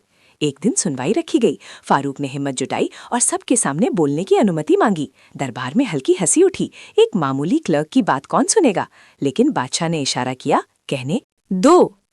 फारूक ने कांपती आवाज में बोलना शुरू किया। उसने कागजों को पेश किया, नाम लिए और घटनाओं का विवरण दिया। जैसे जैसे वो बोलता गया, दरबार में सन्नाटा छा गया। दोषियों के चेहरे पीले पड़ गए। बादशाह ने गहरी सांस ली और कहा, आज बगदाद ने अपना असली चेहरा देख लिया। जांच का आदेश हुआ। दोषियों को पकड़ा गया। कुछ रोए, कुछ मिन्नतें करने लगे, लेकिन न्याय हुआ। चोरी का पैसा वापस खजाने में गया और गरीबों तक पहुंचा। फारूक को इनाम देने की पेशकश हुई। ऊंचा पद और दौलत दी जा सकती थी, लेकिन फारूक ने सिर झुकाकर कहा, जहांपना, मैंने केवल अपना फर्ज निभाया है। बादशाह ने उसे सम्मान दिया, लेकिन फारूक की जिंदगी अधिक नहीं बदली। वो फिर उसी रास्ते से घर लौटता, बच्चों को खेलते देखता और गरीब इलाकों में घूमता। फर्क केवल ये था कि अब उसके दिल और आंखों में सुकून था। समय बीतता गया। बगदाद में खुशहाली लौट आई। लोगों ने फारूक की ईमानदारी को मिसाल के तौर पर पेश किया। उन्होंने अपने बच्चों को बताया कि बड़ा आदमी वही नहीं होता जिसके पास दौलत और पद हो, बल्कि वही होता है जो सही समय पर सच बोलने की हिम्मत रखता हो। फारूक ने धीरे धीरे समाज सेवा में खुद को लगा दिया। वो गरीबों के लिए स्कूल खोलता, बीमारों की मदद करता और बच्चों को शिक्षा देता। उसके लिए मुनाफा अब प्राथमिकता नहीं रहा। उसका जीवन सादगी और ईमानदारी में बह गया। कुछ सालों बाद वही गरीब आदमी जिसने पहले उससे कपड़ा खरीदा था फिर आया। फारूक ने उसे पहचान लिया। उसने माफी मांगी और उसे बिना पैसे के कपड़ा दे दिया। आदमी की आंखों में आंसू आ गए। उसने कहा, आज आपने अपना वचन वापस पा लिया। फारूक समझ गया कि इंसान की असली जीत दूसरों की नज़र में नहीं बल्कि खुद की नज़र में होती है। समय के साथ फारूक अमीर नहीं रहा, लेकिन सम्मानित और खुशहाल जरूर हो गया। लोग उसकी दुकान पर सिर्फ सामान लेने नहीं बल्कि भरोसा लेने आते थे। बगदाद की गलियों में ये बात हमेशा के लिए गूंज गई कि एक ईमानदार आवाज़, चाहे कितनी ही छोटी क्यों ना हो, पूरे शहर की तकदीर बदल सकती है। बगदाद का अनमोल संदेश। बहुत समय पहले बगदाद एक ऐसा शहर था जिसे न केवल उसके व्यापार और वैभव के लिए जाना जाता था बल्कि उसके न्याय, ईमानदारी और इंसानियत के लिए भी प्रसिद्ध माना जाता था। शहर की गलियां हमेशा जीवंत रहती थीं। सुबह होते ही बाजार में हलचल शुरू हो जाती। लोग अपने कामों में लग जाते। कोई रोटी के लिए दौड़ता, कोई दौलत के लिए और कोई केवल सम्मान और भरोसे के लिए। इसी शहर में रह रहा था कासिम नाम का युवक। कासिम एक साधारण परिवार से था। उसके पिता एक मामूली अफसर थे और उसकी माँ घर संभालती थी। कासिम बचपन से ही पढ़ाई लिखाई में तेज और सोचने समझने में गहरा था। उसका जीवन साधारण था, लेकिन ईमानदारी और मेहनत में हमेशा अग्रणी रहा। कासिम के पिता अक्सर उसे कहते थे, बेटा, दौलत और पद केवल अस्थायी हैं, असली ताकत और सम्मान इंसान के वचनों और कर्मों में होता है। कासिम ने इस बात को अपने दिल में बसा लिया था। समय के साथ कासिम बड़ा हुआ। उसने देखा कि बगदाद बदल रहा था। अमीर व्यापारी और दरबारी अपने फायदे के लिए ईमानदारी की परवाह नहीं करते। लोग दिखावे में आगे निकलने लगे और ईमानदार लोग पीछे रह गए। एक दिन शहर में बड़ा संकट आया। शहर के खजाने से बड़ी रकम और अनाज गायब हो गए जो गरीबों के लिए रखा गया था। खबर फैलते ही लोग भयभीत हो गए। शहर में अफरा तफरी फैल गई। सवाल उठने लगे कि आखिर ये चोरी कैसे हो गई। बादशाह ने तुरंत दरबार बुलाया और सभी अफसरों को जांच के लिए तलब किया। कासिम को भी बुलाया गया। उसे पिछले कई महीनों का लेखा जोखा देखने को कहा गया। कासिम ने कागज पलटना शुरू किया। धीरे धीरे उसने कई गड़बड़ियां देखी। कई फरियादें बिना कार्रवाई के बंद कर दी गई थीं, जबकि खर्च उनके नाम पर दिखाया गया था। कासिम का दिल जोर जोर से धड़कने लगा। उसे एहसास हुआ कि ये केवल चोरी नहीं बल्कि शहर में फैली एक बड़ी साजिश का हिस्सा था। कासिम ने ये बात अपने वरिष्ठ अधिकारी के पास रखी। अधिकारी ने कागज देखे और कहा, इसमें मत पढ़ो, ऊपर से आदेश आ गए हैं। कासिम समझ गया कि मामला बहुत गहरा है और अब उसे खुद ही कदम उठाने होंगे। रात को कासिम नींद नहीं ले पाया। उसके मन में पिता के शब्द गूंज रहे थे। वो जानता था कि अगर उसने चुप्पी साध ली तो गरीबों का नुकसान होगा, लेकिन अगर उसने सच बोल दिया तो अपनी नौकरी और सुरक्षा खतरे में पड़ सकती थी। अगले दिन एक अमीर व्यापारी कासिम के पास आया। उसने कहा कि वो जानता है कि कासिम कुछ सच जान गया है। व्यापारी ने उसे सोने की थैली दी और कहा, ये तुम्हारी चुप्पी का इनाम है। कासिम ने थैली को देखा, फिर व्यापारी की आंखों में देखा और बिना कुछ कहे थैली लौटा दी। व्यापारी ने मुस्कुराते हुए कहा, सोच लो, हर किसी को हीरो बनने की जरूरत नहीं होती। कासिम अब पीछे हटने के लिए तैयार नहीं था। उसने सारे सबूत इकट्ठा करने शुरू किए। रात दर रात बैठकर पुराने रिकॉर्ड पढ़े, नाम जोड़े, तारीखें मिलाईं। धीरे धीरे पूरी तस्वीर साफ होने लगी। उसे पता चला कि कई बड़े अफसर और व्यापारी मिलकर गरीबों के हिस्से का पैसा हड़प रहे थे। ये पैसा कागजों में खर्च दिखाया जाता, लेकिन असल में उनकी तिजोरियों में जमा होता। कासिम ने निर्णय लिया कि वो सीधे बादशाह तक ये सब बात पहुंचाएगा, लेकिन दरबार तक पहुंचना आसान नहीं था। रास्ते में कई लोग साजिश का हिस्सा हो सकते थे। एक दिन सुनवाई रखी गई। कासिम ने हिम्मत जुटाई और सबके सामने बोलने की अनुमति मांगी। दरबार में हल्की हंसी उठी।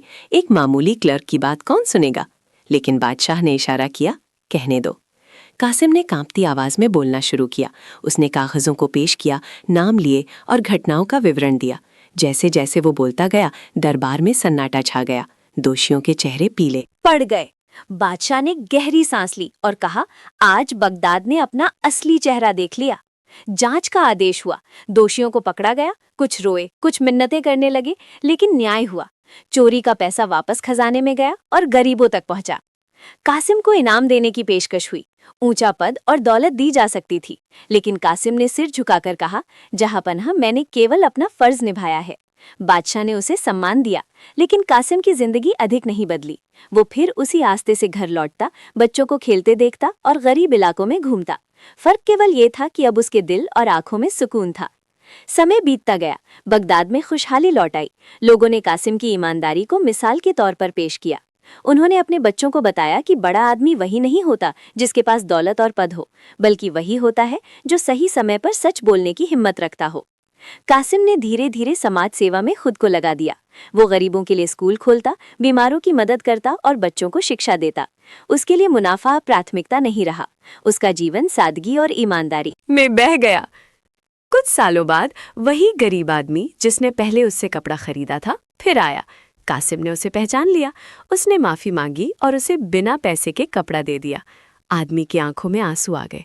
उसने कहा, आज आपने अपना वचन वापस पा लिया।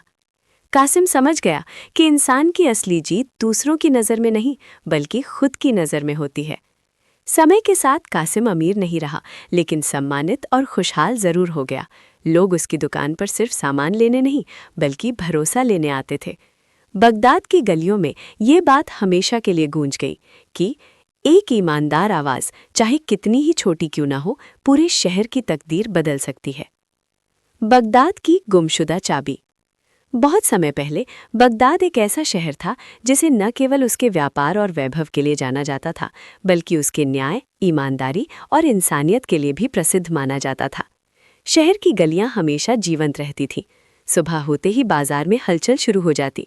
लोग अपने कामों में लग जाते। कोई रोटी के लिए दौड़ता, कोई दौलत के लिए और कोई केवल सम्मान और भरोसे के लिए। इसी शहर में रह रहा था अली नाम का युवक। अली एक साधारण परिवार से था। उसके पिता एक मामूली अफसर थे और उसकी माँ घर संभालती थी। अली बचपन से ही पढ़ाई लिखाई में तेज और सोचने समझने में गहरा था। उसका जीवन साधारण था, लेकिन ईमानदारी और मेहनत में हमेशा अग्रणी रहा। अली के पिता अक्सर उसे कहते थे, बेटा, दौलत और पद केवल अस्थायी हैं। असली ताकत और सम्मान इंसान के वचनों और कर्मों में होता है। अली ने इस बात को अपने दिल में बसा लिया था। समय के साथ अली बड़ा हुआ। उसने देखा कि बगदाद बदल रहा था। अमीर व्यापारी और दरबारी अपने फायदे के लिए ईमानदारी की परवाह नहीं करते। लोग दिखावे में आगे निकलने लगे और ईमानदार लोग पीछे रह गए।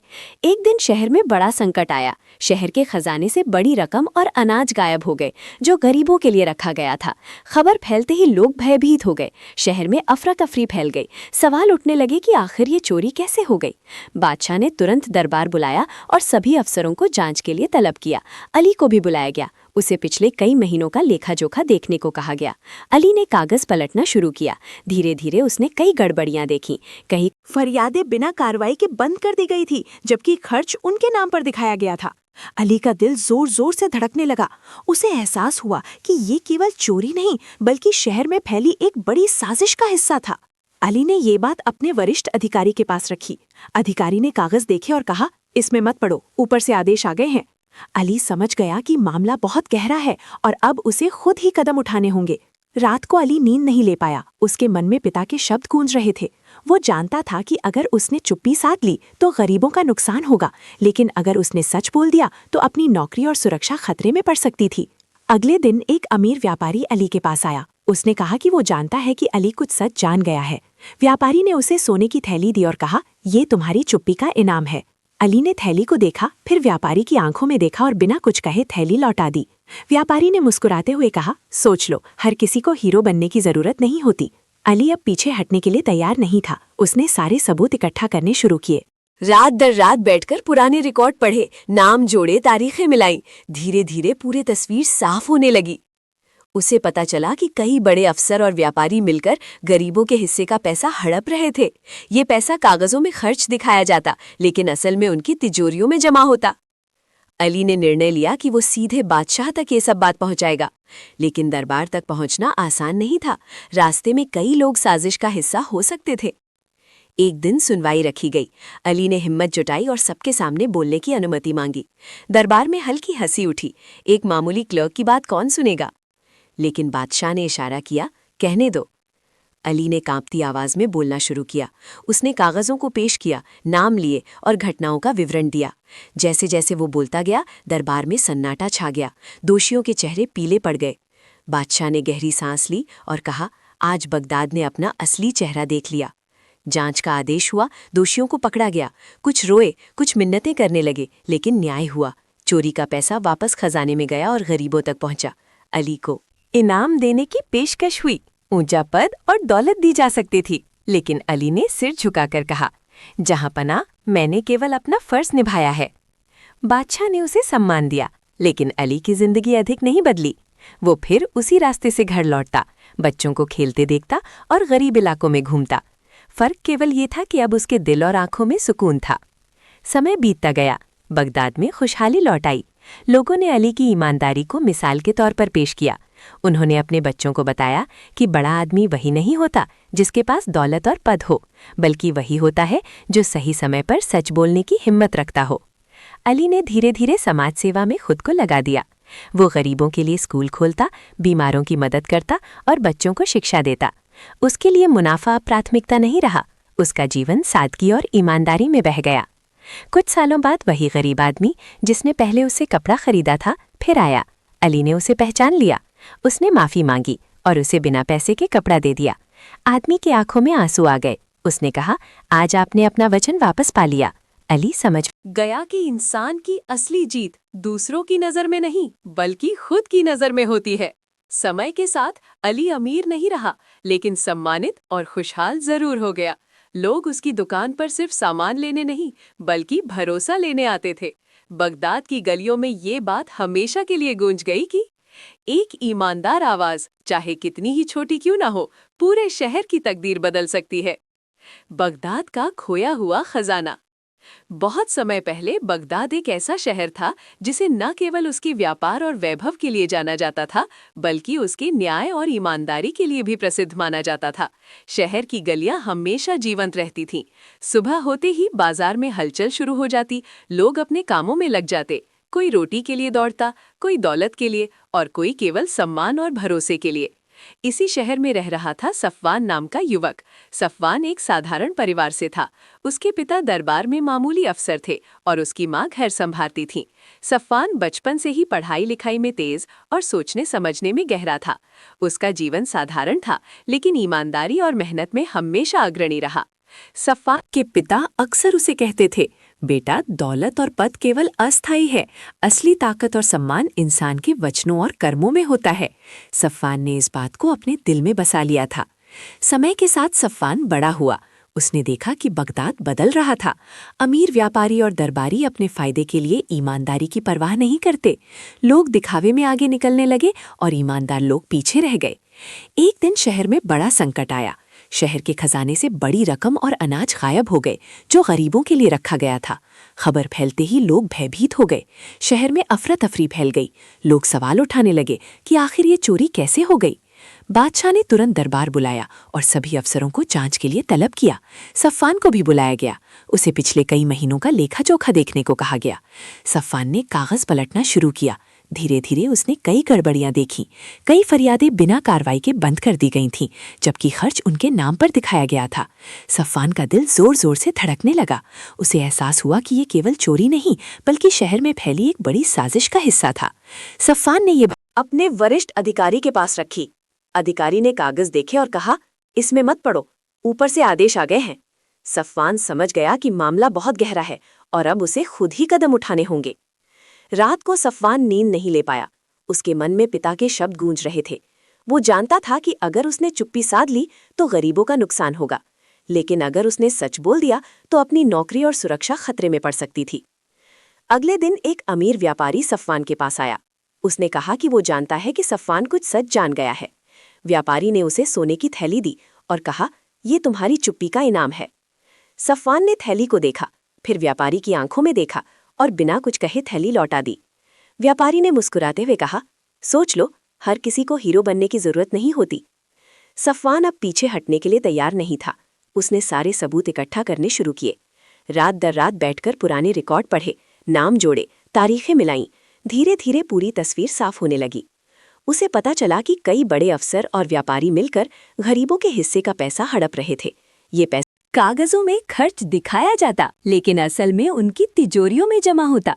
सफवान ने निर्णय लिया कि वो सीधे बादशाह तक ये सब बात पहुंचाएगा, लेकिन दरबार तक पहुंचना आसान नहीं था। रास्ते में कई लोग साजिश का हिस्सा हो सकते थे।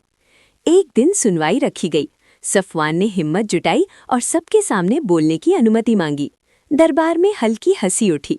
एक मामूली क्लर्क की बात कौन सुनेगा? लेकिन बादशाह ने इशारा किया, कहने दो। सफवान ने कांपती आवाज में बोलना शुरू किया। उसने कागजों को पेश किया, नाम लिए और घटनाओं का विवरण दिया। जैसे जैसे वो बोलता गया, दरबार में सन्नाटा छा गया। दोषियों के चेहरे पीले पड़ गए। बादशाह ने गहरी सांस ली और कहा, आज बगदाद ने अपना असली चेहरा देख लिया। जांच का आदेश हुआ। दोषियों को पकड़ा गया। कुछ रोए, कुछ मिन्नतें करने लगे, लेकिन न्याय हुआ। चोरी का पैसा वापस खजाने में गया और गरीबों तक पहुंचा। सफवान को इनाम देने की पेशकश हुई। ऊंचा पद और दौलत दी जा सकती थी, लेकिन सफवान ने सिर झुकाकर कहा, जहां पनाह मैंने केवल अपना फर्ज निभाया है। बादशाह ने उसे सम्मान दिया, लेकिन सफवान की जिंदगी अधिक नहीं बदली। वो फिर उसी रास्ते से घर लौटता, बच्चों को खेलते देखता और गरीब इलाकों में घूमता। फर्क केवल ये था कि अब उसके दिल और आंखों में सुकून था। समय बीतता गया। बगदाद में खुशहाली लौट आई। लोगों ने सफवान की ईमानदारी को मिसाल के तौर पर पेश किया। उन्होंने अपने बच्चों को बताया कि बड़ा आदमी वही नहीं होता जिसके पास दौलत और पद हो, बल्कि वही होता है जो सही समय पर सच बोलने की हिम्मत रखता हो। सफवान ने धीरे धीरे समाज सेवा में खुद को लगा दिया। वो गरीबों के लिए स्कूल खोलता, बीमारों की मदद करता और बच्चों को शिक्षा देता।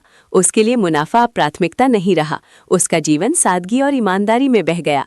कुछ सालों बाद वही गरीब आदमी जिसने पहले उससे कपड़ा खरीदा था फिर आया। सफवान ने उसे पहचान लिया। उसने माफी मांगी और उसे बिना पैसे के कपड़ा दे दिया। आदमी की आंखों में आंसू आ गए। उसने कहा, आज आपने अपना वचन वापस पा लिया। सफवान समझ गया कि इंसान की असली जीत दूसरों की नज़र में नहीं, बल्कि खुद की नज़र में होती है। समय के साथ सफवान अमीर नहीं रहा, लेकिन सम्मानित और खुशहाल जरूर हो गया। लोग उसकी दुकान पर सिर्फ सामान लेने नहीं, बल्कि भरोसा लेने आते थे। बगदाद की गलियों में ये बात हमेशा के लिए गूंज गई कि एक ईमानदार आवाज, चाहे कितनी ही छोटी क्यों ना हो, पूरे शहर की तकदीर बदल सकती है। बगदाद का रहस्यमयी मटका। बहुत समय पहले बगदाद एक ऐसा शहर था जिसे न केवल उसके व्यापार और वैभव के लिए जाना जाता था, बल्कि उसके न्याय और ईमानदारी के लिए भी प्रसिद्ध माना जाता था। शहर की गलियां हमेशा जीवंत रहती थीं। सुबह होते ही बाजार में हलचल शुरू हो जाती। लोग अपने कामों में लग जाते। कोई रोटी के लिए दौड़ता, कोई दौलत के लिए और कोई केवल सम्मान और भरोसे के लिए। इसी शहर में रह रहा था इमरान नाम का युवक। इमरान एक साधारण परिवार से था। उसके पिता दरबार में मामूली अफसर थे और उसकी माँ घर संभालती थी। इमरान बचपन से ही पढ़ाई लिखाई में तेज और सोचने समझने में गहरा था। उसका जीवन साधारण था, लेकिन ईमानदारी और मेहनत में हमेशा अग्रणी रहा। इमरान के पिता अक्सर उसे कहते थे, बेटा, दौलत और पद केवल अस्थायी हैं। असली ताकत और सम्मान इंसान के वचनों और कर्मों में होता है। इमरान ने इस बात को अपने दिल में बसा लिया था। समय के साथ इमरान बड़ा हुआ। उसने देखा कि बगदाद बदल रहा था। अमीर व्यापारी और दरबारी अपने फायदे के लिए ईमानदारी की परवाह नहीं करते। लोग दिखावे में आगे निकलने लगे और ईमानदार लोग पीछे रह गए। एक दिन शहर में बड़ा संकट आया। शहर के खजाने से बड़ी रकम और अनाज गायब हो गए, जो गरीबों के लिए रखा गया था। खबर फैलते ही लोग भयभीत हो गए। शहर में अफरा तफरी फैल गई। लोग सवाल उठाने लगे कि आखिर ये चोरी कैसे हो गई। बादशाह ने तुरंत दरबार बुलाया और सभी अफसरों को जांच के लिए तलब किया। इमरान को भी बुलाया गया। उसे पिछले कई महीनों का लेखा जोखा देखने को कहा गया। इमरान ने कागज पलटना शुरू किया। धीरे धीरे उसने कई गड़बड़ियां देखी। कई फरियादें बिना कार्रवाई के बंद कर दी गई थीं, जबकि खर्च उनके नाम पर दिखाया गया था। इमरान का दिल जोर जोर से धड़कने लगा।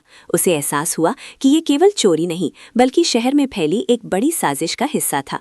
इमरान ने ये बात अपने वरिष्ठ अधिकारी के पास रखी। अधिकारी ने कागज देखे और कहा, इसमें मत पढ़ो, ऊपर से आदेश आ गए हैं। इमरान समझ गया कि मामला बहुत गहरा है और अब उसे खुद ही कदम उठाने होंगे।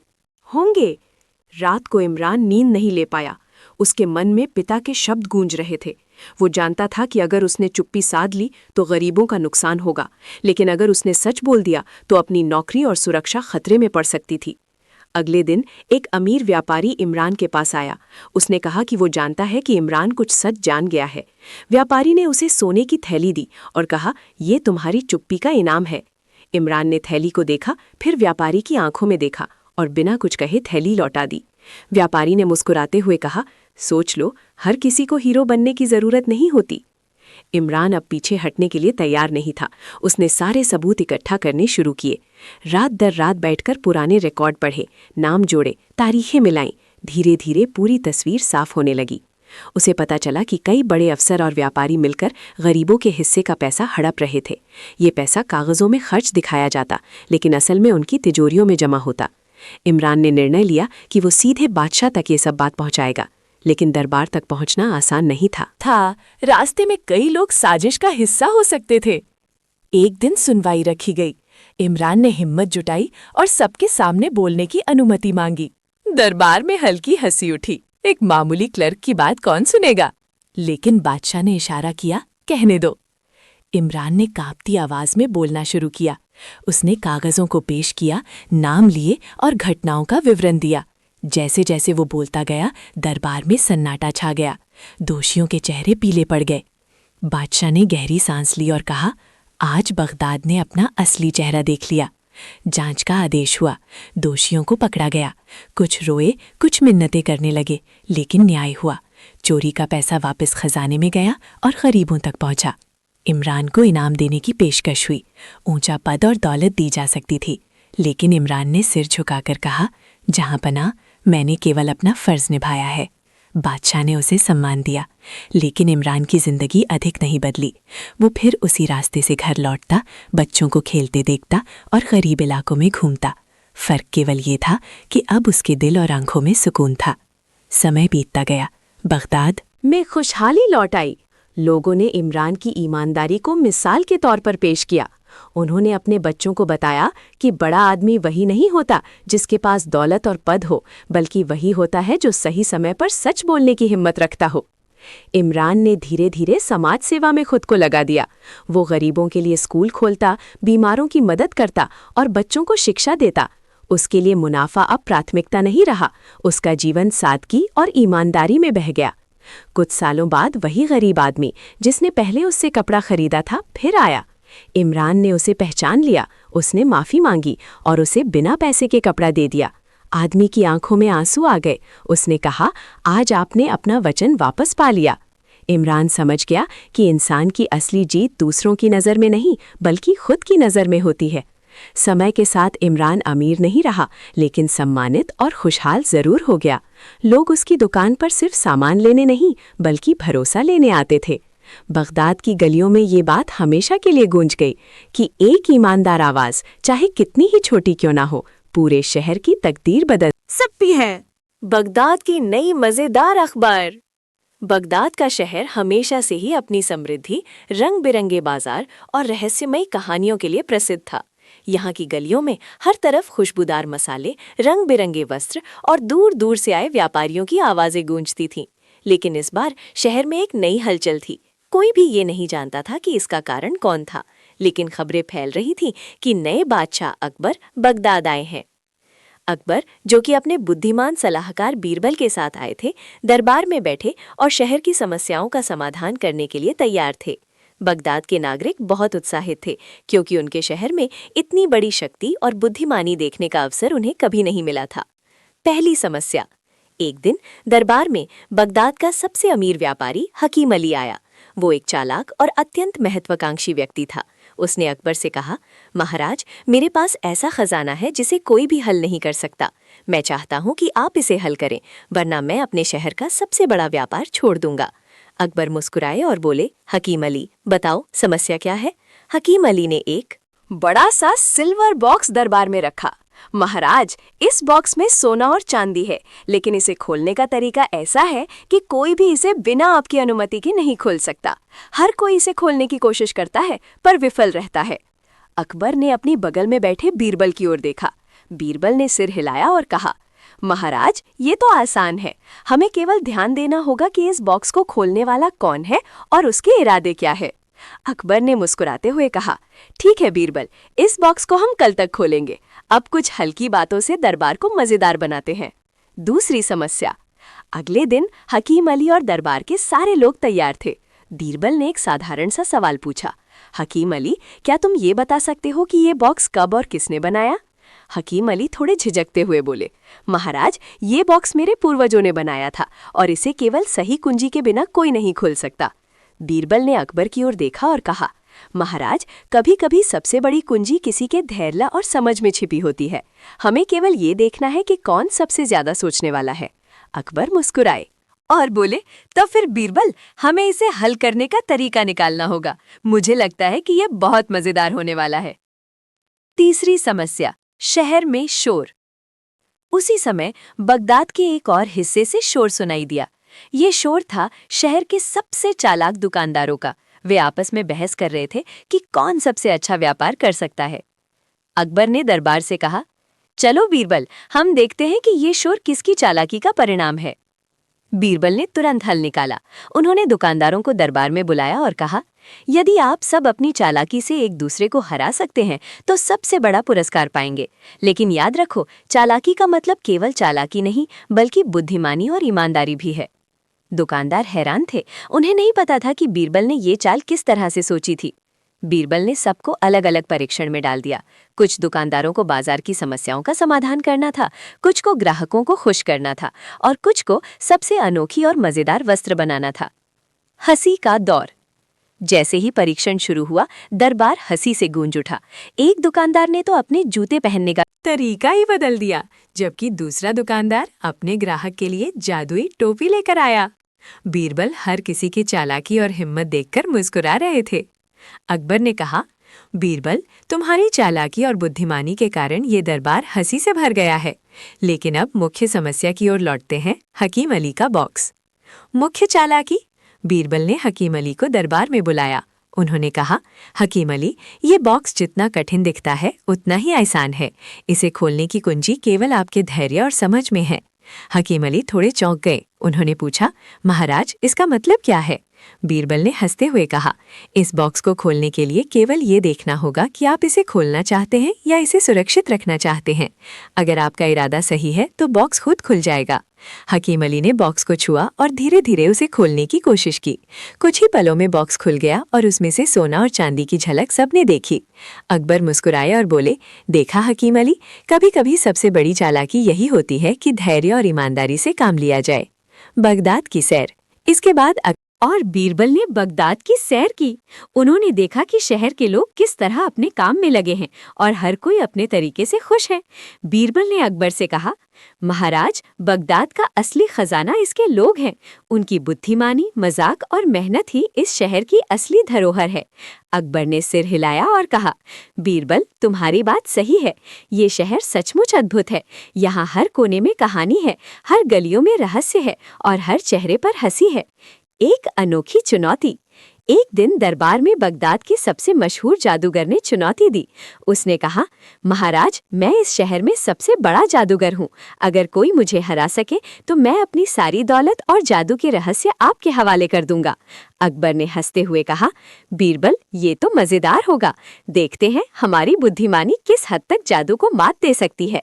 बीरबल ने जादूगर से कहा, महाराज, असली जादू तो समझ में आता है। यदि आप किसी को उसकी कमजोरी दिखा दे तो जादू खुद ब खुद हल हो जाएगा। जादूगर ने अपने सबसे कठिन जादू का प्रदर्शन किया। एक बड़ा सा कंबल हवा में उड़ता रहा, मगर बीरबल ने केवल अपनी सूझबूझ से उसे सही जगह पर गिरा दिया। जादूगर चौंक गया। अकबर और दरबार के लोग हंसी से लोटपोट हो गए। अंतिम बुद्धिमानी। कई दिनों तक बगदाद में रहकर अकबर और बीरबल ने देखा कि शहर की सबसे बड़ी शक्ति इसकी जनता की बुद्धिमानी, ईमानदारी और हंसी है। उन्होंने तय किया कि ये शहर हमेशा उनका प्रिय रहेगा। अकबर ने दरबार में सभी को संबोधित किया, बगदाद के लोग, आज से ये शहर हमारी यादों में हमेशा खुशियों और हंसी के लिए रहेगा। यहाँ का असली खजाना आपके दिलों में है और यही सबसे बड़ा धन है। बीरबल ने मुस्कुराते हुए कहा, महाराज, कभी कभी सबसे बड़ी सीख सबसे छोटे अनुभवों में छिपी होती है। हंसी, समझ और धैर्य ही असली खजाना है। खुशी और हंसी का अंत। और इस तरह बगदाद में अकबर और बीरबल की मजेदार कहानियां फैलने लगी। लोग हंसी और बुद्धिमानी के लिए दरबार में आते और निकलते समय खुश रहते।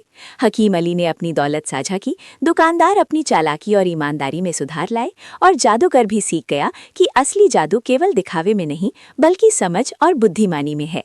बगदाद का शहर, जो पहले केवल व्यापार और मसालों के लिए जाना जाता था, अब हंसी, बुद्धिमानी और मजेदार कहानियों का केंद्र बन गया। अकबर और बीरबल ने अपनी यात्रा पूरी की, लेकिन बगदाद में उनकी कहानियां हमेशा लोगों के दिलों में जिंदा रहीं, और इस तरह बगदाद की नई मजेदार अकबर की कहानी समाप्त हुई। अकबर बीरबल की दूसरी मजेदार कहानी, दरबार में अनोखी चुनौती। बगदाद के शानदार महल की गोलाकार गली में सुबह की हल्की धूप पड़ रही थी। हवाओं में मसालों और मीठी खुशबू का मिश्रण था। पूरे शहर में हलचल थी, क्योंकि खबर फैल रही थी कि अकबर बादशाह अपने सलाहकार बीरबल के साथ शहर में एक नई चुनौती देखने आए हैं। अकबर का दरबार हमेशा से ही मजेदार और रोचक मामलों से भरा रहता था, और इस बार भी कुछ ऐसा ही होने वाला था। पहली घटना, गुमशुदा गुलाब। एक सुबह बगदाद के राजा ने दरबार में घोषणा की कि उनके महल के बाग में से एक बेहद खास गुलाब गुम हो गया है। ये गुलाब केवल रात में खिलता था और इसकी खुशबू दूर दूर तक फैलती थी।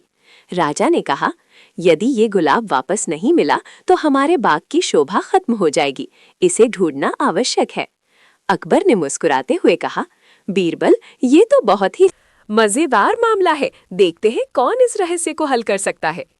बीरबल ने तुरंत अपनी चालाकी दिखाते हुए कहा, महाराज, गुलाब कहीं दूर नहीं गया।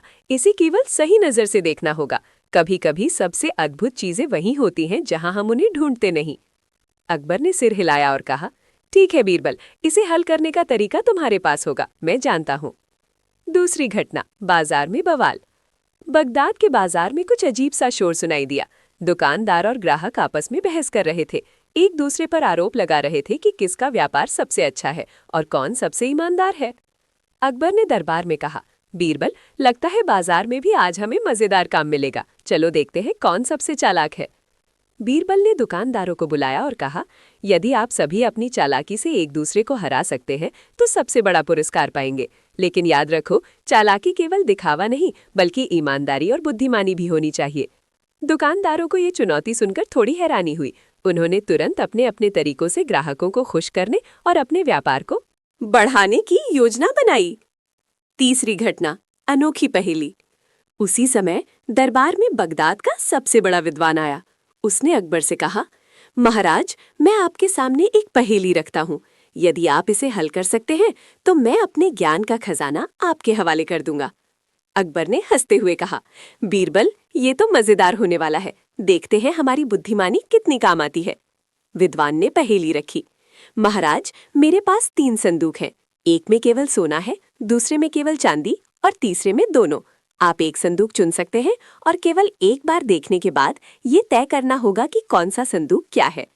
बीरबल ने मुस्कुराते हुए कहा, महाराज, ये तो आसान है, केवल धैर्य और समझ से काम लेना होगा। अकबर ने संदूक चुना और एक नजर डाली। तुरंत बीरबल ने संकेत दिया कि सही संदूक वही है जिसमें मिश्रण है। अकबर ने विद्वान को धन्यवाद दिया और कहा, देखा बीरबल, कभी कभी सबसे कठिन समस्याओं का हल केवल समझ और धैर्य में छिपा होता है। चौथी घटना, महल का अनोखा बंदर। महल के बाग में एक बंदर बहुत शरारती था। वो फूलों की पंखुड़ियां उड़ा देता, खाने का सामान छीन लेता और लोगों को परेशान करता। अकबर ने कहा, बीरबल, ये बंदर बहुत ही शरारती है, हमें इसे कुछ सिखाना होगा। बीरबल ने तुरंत चाल चली। उन्होंने बंदर के सामने एक झूला रखा और उसमें फल रख दिए। बंदर ने झूले में झूलते हुए फल उठाने शुरू किए, लेकिन धीरे धीरे उसने समझ लिया कि केवल संयम और धैर्य से फल पा सकते हैं। अकबर मुस्कुराए और बोले, बीरबल, तुम्हारी सूझबूझ और बुद्धिमानी से न केवल बंदर सीख गया बल्कि हमारे बाग में भी शांति आ गई। पांचवी घटना, नदी के पार अनोखी चुनौती। बगदाद के पास एक नदी थी जिसमें अक्सर नाविक और व्यापारी फंस जाते थे। एक दिन नदी में एक बड़ी नाव उलट गई और व्यापारी परेशान हो गए। अकबर ने कहा, बीरबल, ये तो बड़ा संकट है, हमें इसे हल करना होगा। बीरबल ने तुरंत योजना बनाई। उन्होंने नाविकों को निर्देश दिए कि नाव को किनारे तक ले जाएं, लेकिन बिना किसी को नुकसान पहुंचाए। सभी लोग बीरबल की योजना देखकर हैरान रह गए। नाव सुरक्षित किनारे पर पहुंच गई और व्यापारी बहुत खुश हुए। अकबर ने कहा, देखा बीरबल, तुम्हारी चालाकी और बुद्धिमानी ने एक बड़े संकट को हल कर दिया। छठी घटना, दरबार में अजीब मामला। दरबार में एक व्यापारी आया जिसने कहा कि उसका पैसा गायब हो गया है। अकबर ने कहा, बीरबल, ये तो मजेदार मामला है, देखते हैं कौन इसे हल कर सकता है। बीरबल ने तुरंत अपनी सूझबूझ दिखाई। उन्होंने दरबार के हर सदस्य से पूछा कि उन्होंने आखिरी बार पैसा कहाँ देखा था। धीरे धीरे उन्होंने पता लगाया कि व्यापारी का पैसा केवल उसके बैग में गलत जगह पर रखा गया था। अकबर मुस्कुराए और बोले, बीरबल, कभी कभी सबसे बड़े रहस्य केवल छोटी भूलों में छिपे होते हैं। 7वीं घटना, गुमशुदा रत्न। बगदाद के एक व्यापारी का अनमोल रत्न गुम हो गया। वो दरबार में आया और कहा कि यदि रत्न नहीं मिला तो उसकी संपत्ति खो जाएगी। बीरबल ने तुरंत जांच शुरू की। उन्होंने सभी रास्तों और गलियों का निरीक्षण किया। अंत में पता चला कि रत्न एक बच्चे के खेल में गलती से खो गया था। अकबर मुस्कुराए और बोले, बीरबल, तुम्हारी बुद्धिमानी और निरीक्षण शक्ति ने एक और समस्या हल कर दी। 8वीं घटना, महल की मछलियां। महल के तालाब में मछलियां बहुत कम हो गई थीं। अकबर ने कहा, बीरबल, ये तो अजीब मामला है। हमें जानना होगा कि मछलियां क्यों कम हो गई हैं। बीरबल ने तुरंत पता लगाया कि तालाब में पानी की कमी के कारण मछलियां दूर चली गई थीं। उन्होंने नए जल स्रोत का इंतजाम किया और तालाब में पानी भरवाया। अकबर मुस्कुराए और बोले, बीरबल, तुम्हारी समझ और सूझबूझ ने न केवल समस्या हल की बल्कि तालाब की शोभा भी बढ़ा दी। 9वीं घटना, बाजार में चोरी। बगदाद के बाजार में चोरी की खबर आई। अकबर ने कहा, बीरबल, हमें इसे रोकना होगा, नहीं तो शहर की शांति बिगड़ जाएगी। बीरबल ने चालाकी दिखाई। उन्होंने सभी दुकानदारों को बताया कि जो भी चोरी करेगा उसे तुरंत पकड़ लिया जाएगा। लेकिन उन्होंने ऐसा तरीका अपनाया कि चोरी करने वाला खुद अपनी गलती स्वीकार करे। कुछ ही समय में चोरी करने वाला पकड़ में आ गया और उसने अपनी गलती स्वीकार की। बाजार में शांति लौट आई। 10वीं घटना, अनोखी प्रतियोगिता। अकबर ने दरबार में एक अनोखी प्रतियोगिता रखी। उन्होंने कहा, बीरबल, हम देखते हैं कि कौन सबसे बुद्धिमान और चालाक है। प्रतियोगिता में बगदाद के सभी लोग शामिल हुए। कुछ को पहेली हल करनी थी, कुछ को चालाकी दिखानी थी और कुछ को हंसी मजाक में सबसे अच्छा प्रदर्शन करना था। बीरबल ने सभी की योग्यता और बुद्धिमानी का सही मूल्यांकन किया। अंत में अकबर ने कहा, देखा बीरबल, तुम्हारी सूझबूझ और हंसी मजाक से दरबार और शहर दोनों मजेदार बन गए। अंतिम निष्कर्ष, अकबर और बीरबल ने बगदाद में कई घटनाओं और समस्याओं को हल किया। उन्होंने देखा कि शहर का असली खजाना इसकी जनता की बुद्धिमानी, ईमानदारी और हंसी है। अकबर ने दरबार में सभी को संबोधित किया, बगदाद के लोगों, आज से ये शहर हमारे दिलों में हमेशा हंसी और बुद्धिमानी के लिए याद रहेगा। यहाँ का असली खजाना आपके दिलों में है। बीरबल ने मुस्कुराते हुए कहा, महाराज, कभी कभी सबसे बड़ी सीख सबसे छोटे अनुभवों में छिपी होती है। हंसी, समझ और धैर्य ही असली खजाना है। और इस तरह बगदाद में अकबर और बीरबल की दूसरी मजेदार कहानी भी समाप्त हुई। शहर के लोग अब न केवल व्यापार में बल्कि हंसी, बुद्धिमानी और मजेदार कहानियों में भी समृद्ध हो गए। बगदाद की दूसरी मजेदार अकबर बीरबल कहानी, दरबार की अनोखी चुनौती। बगदाद शहर हमेशा अपनी समृद्धि, मसालों, रंग बिरंगे वस्त्रों और व्यापारियों के लिए प्रसिद्ध रहा था। यहाँ के बाजारों में दिन रात भीड़भाड़ लगी रहती थी और गलियों में हर समय खुशबू और आवाजें गूंजती रहती थीं। लेकिन इस बार शहर में एक नई हलचल थी। खबर फैल रही थी कि अकबर बादशाह अपने बुद्धिमान सलाहकार बीरबल के साथ बगदाद आए हैं। अकबर के आने की खबर सुनते ही शहर के नागरिकों में उत्साह का माहौल छा गया। हर कोई उत्सुक था कि दरबार में क्या घटनाएं होंगी और उनकी समस्याओं का हल अकबर और बीरबल किस तरह करेंगे। पहली घटना, गुमशुदा यत्न। एक सुबह दरबार में बगदाद का सबसे अमीर व्यापारी आया। उसका चेहरा गंभीर था और हाथ में वो एक छोटे से पन्नी में लिपटा रत्न लिए था। उसने अकबर से कहा, महाराज, मेरा सबसे अनमोल रत्न गुम हो गया है। यदि इसे नहीं पाया गया तो मेरी संपत्ति खतरे में पड़ जाएगी। अकबर मुस्कुराए और बीरबल की ओर देखा। बीरबल ने सिर हिलाते हुए कहा, महाराज, ये केवल रत्न नहीं बल्कि समझ और धैर्य की परीक्षा भी है। हमें इस मामले को शांतिपूर्वक हल करना होगा। बीरबल ने तुरंत तुरंत दुकानदारों, नौकरों और बाग में काम करने वाले लोगों से पूछताछ शुरू की। उन्होंने हर रास्ते, गलियों और छोटे छोटे कोनों की जांच की। अंत में पता चला कि रत्न गलती से एक बच्चे के खेल में गिर गया था।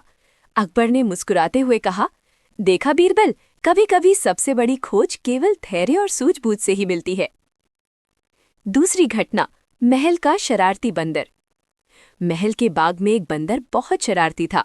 वो फूलों की पंखुड़ियां उड़ाता, खाने का सामान चुराता और सभी को परेशान करता। अकबर ने कहा, बीरबल, ये बंदर बहुत शरारती है, हमें इसे कुछ सिखाना होगा। बीरबल ने तुरंत योजना बनाई। उन्होंने बंदर के लिए एक झूला रखा और उसमें स्वादिष्ट फल रख दिए। बंदर ने शुरुआत में झूले में झूलते हुए फल उठाए, लेकिन धीरे धीरे उसने समझ लिया कि केवल संयम और धैर्य से ही फल प्राप्त किए जा सकते हैं। अकबर मुस्कुराए और बोले, बीरबल, तुम्हारी बुद्धिमानी से न केवल बंदर ने सीख लिया, बल्कि बाग में भी शांति लौट आई। तीसरी घटना, बाजार में चोरी का रहस्य। बगदाद के बाजार में एक अजीब सी हलचल थी। दुकानदार और ग्राहक आपस में बहस कर रहे थे कि किसका व्यापार सबसे अच्छा है और कौन सबसे ईमानदार है। अकबर ने कहा, बीरबल, बाजार में भी हमें मजेदार चुनौती देखने को मिलेगी। बीरबल ने तुरंत चालाकी दिखाई। उन्होंने दुकानदारों और ग्राहकों से पूछताछ की और चोरी की घटनाओं का पैटर्न समझा। अंत में पता चला कि चोरी करने वाला वही व्यक्ति था जिसे हर कोई सबसे ईमानदार मानता था। बीरबल मुस्कुराए और बोले, महाराज, कभी कभी सबसे बड़े अपराधी वही होते हैं जिन्हें हम नजरअंदाज कर देते हैं। अकबर ने सिर हिलाया और कहा, बीरबल, तुम्हारी सूझबूझ से न केवल चोरी का रहस्य सुलझा, बल्कि बाजार में शांति भी लौट आई। चौथी घटना, दरबार में अनोखी पहेली। दरबार में एक विद्वान आया और उसने अकबर के सामने पहेली रखी। महाराज, मेरे पास 3 संदूक हैं। एक में सोना है, दूसरे में चांदी और तीसरे में मिश्रण। आप केवल एक बार देख सकते हैं और सही निर्णय लेना होगा। बीरबल मुस्कुराए और कहा, महाराज, ये आसान है, केवल ध्यान और समझ से काम लेना होगा। अकबर ने संदूक को ध्यान से देखा और बीरबल की सलाह से तीसरे संदूक का चयन किया। संदूक खुलते ही उसमें सोने, चांदी और मजेदार चालाकियां सभी सामने आ गईं। अकबर ने विद्वान को धन्यवाद दिया और कहा, देखा बीरबल, कभी कभी सबसे कठिन समस्याओं का हल केवल समझ और धैर्य में छिपा होता है। पांचवी घटना, नदी पार करने की चुनौती। बगदाद के पास एक नदी थी जो व्यापारी और नाविकों के लिए महत्वपूर्ण थी।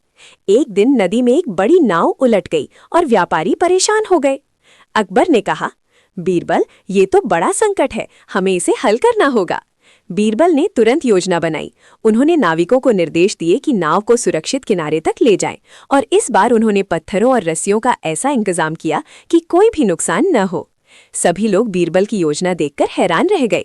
नाव सुरक्षित किनारे पर पहुंच गई और व्यापारी बहुत खुश हुए।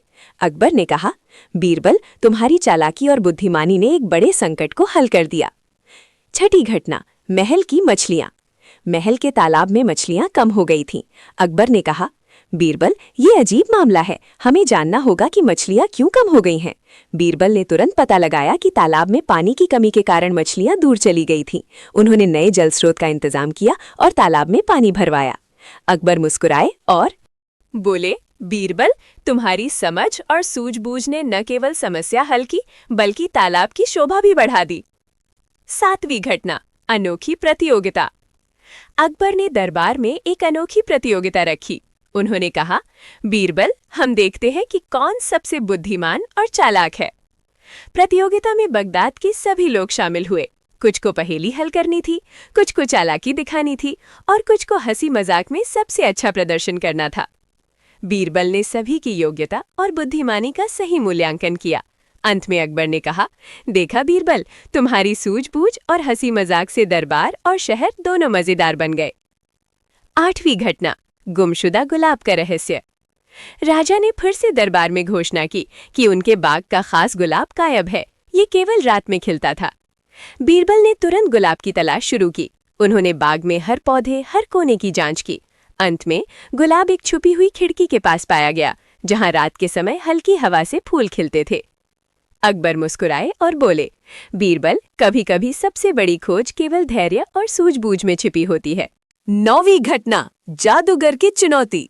बगदाद का सबसे मशहूर जादूगर अकबर के दरबार में आया।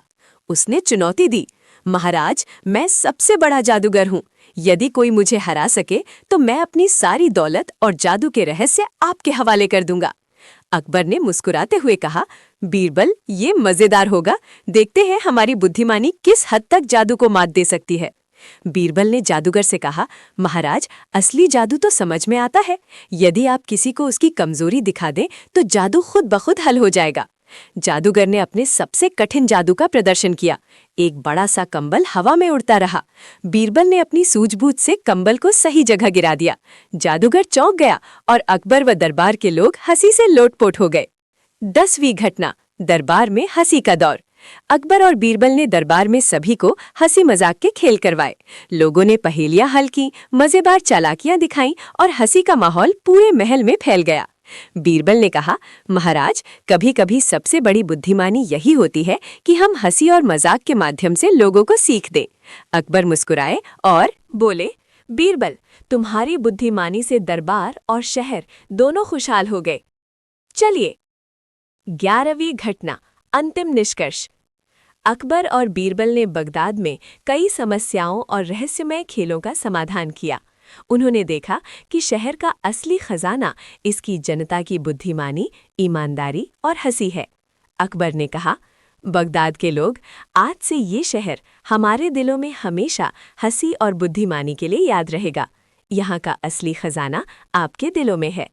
बीरबल ने मुस्कुराते हुए कहा, महाराज, कभी कभी सबसे बड़ी सीख सबसे छोटे अनुभवों में छिपी होती है। हंसी, समझ और धैर्य ही असली खजाना है। और इस तरह बगदाद में अकबर और बीरबल की दूसरी मजेदार कहानी समाप्त हुई। शहर के लोग अब न केवल व्यापार में बल्कि हंसी, बुद्धिमानी और मजेदार कहानियों में भी समृद्ध हो गए। बगदाद की दूसरी मजेदार अकबर बीरबल कहानी, दरबार का रहस्यमय खेल। बगदाद का शहर हमेशा अपनी समृद्धि, मसालों और रंग बिरंगे बाजारों के लिए प्रसिद्ध रहा था। शहर की गलियां हमेशा हलचल और आवाज़ों से गूंजती रहती थीं। लेकिन इस बार शहर में एक नई हलचल थी। खबर फैल रही थी कि अकबर बादशाह अपने बुद्धिमान सलाहकार बीरबल के साथ शहर में आए हैं। अकबर का दरबार हमेशा ही मजेदार और रोचक मामलों से भरा रहता था और इस बार भी कुछ ऐसा ही होने वाला था। पहली घटना, रहस्यमय रत्न। एक सुबह दरबार में बगदाद के सबसे अमीर व्यापारी ने प्रवेश किया। उसका चेहरा गंभीर था और हाथ में एक छोटा सा रत्न था। उसने अकबर से कहा, महाराज, मेरा सबसे अनमोल रत्न गायब हो गया है। यदि इसे नहीं पाया गया तो मेरी संपत्ति खतरे में पड़ जाएगी। अकबर मुस्कुराए और बीरबल की ओर देखा। बीरबल ने सिर हिलाते हुए कहा, महाराज, ये केवल रत्न नहीं बल्कि धैर्य और समझ की परीक्षा भी है। हमें इस मामले को शांतिपूर्वक हल करना होगा। बीरबल ने तुरंत दुकानदारों और बाग में काम करने वाले लोगों से पूछताछ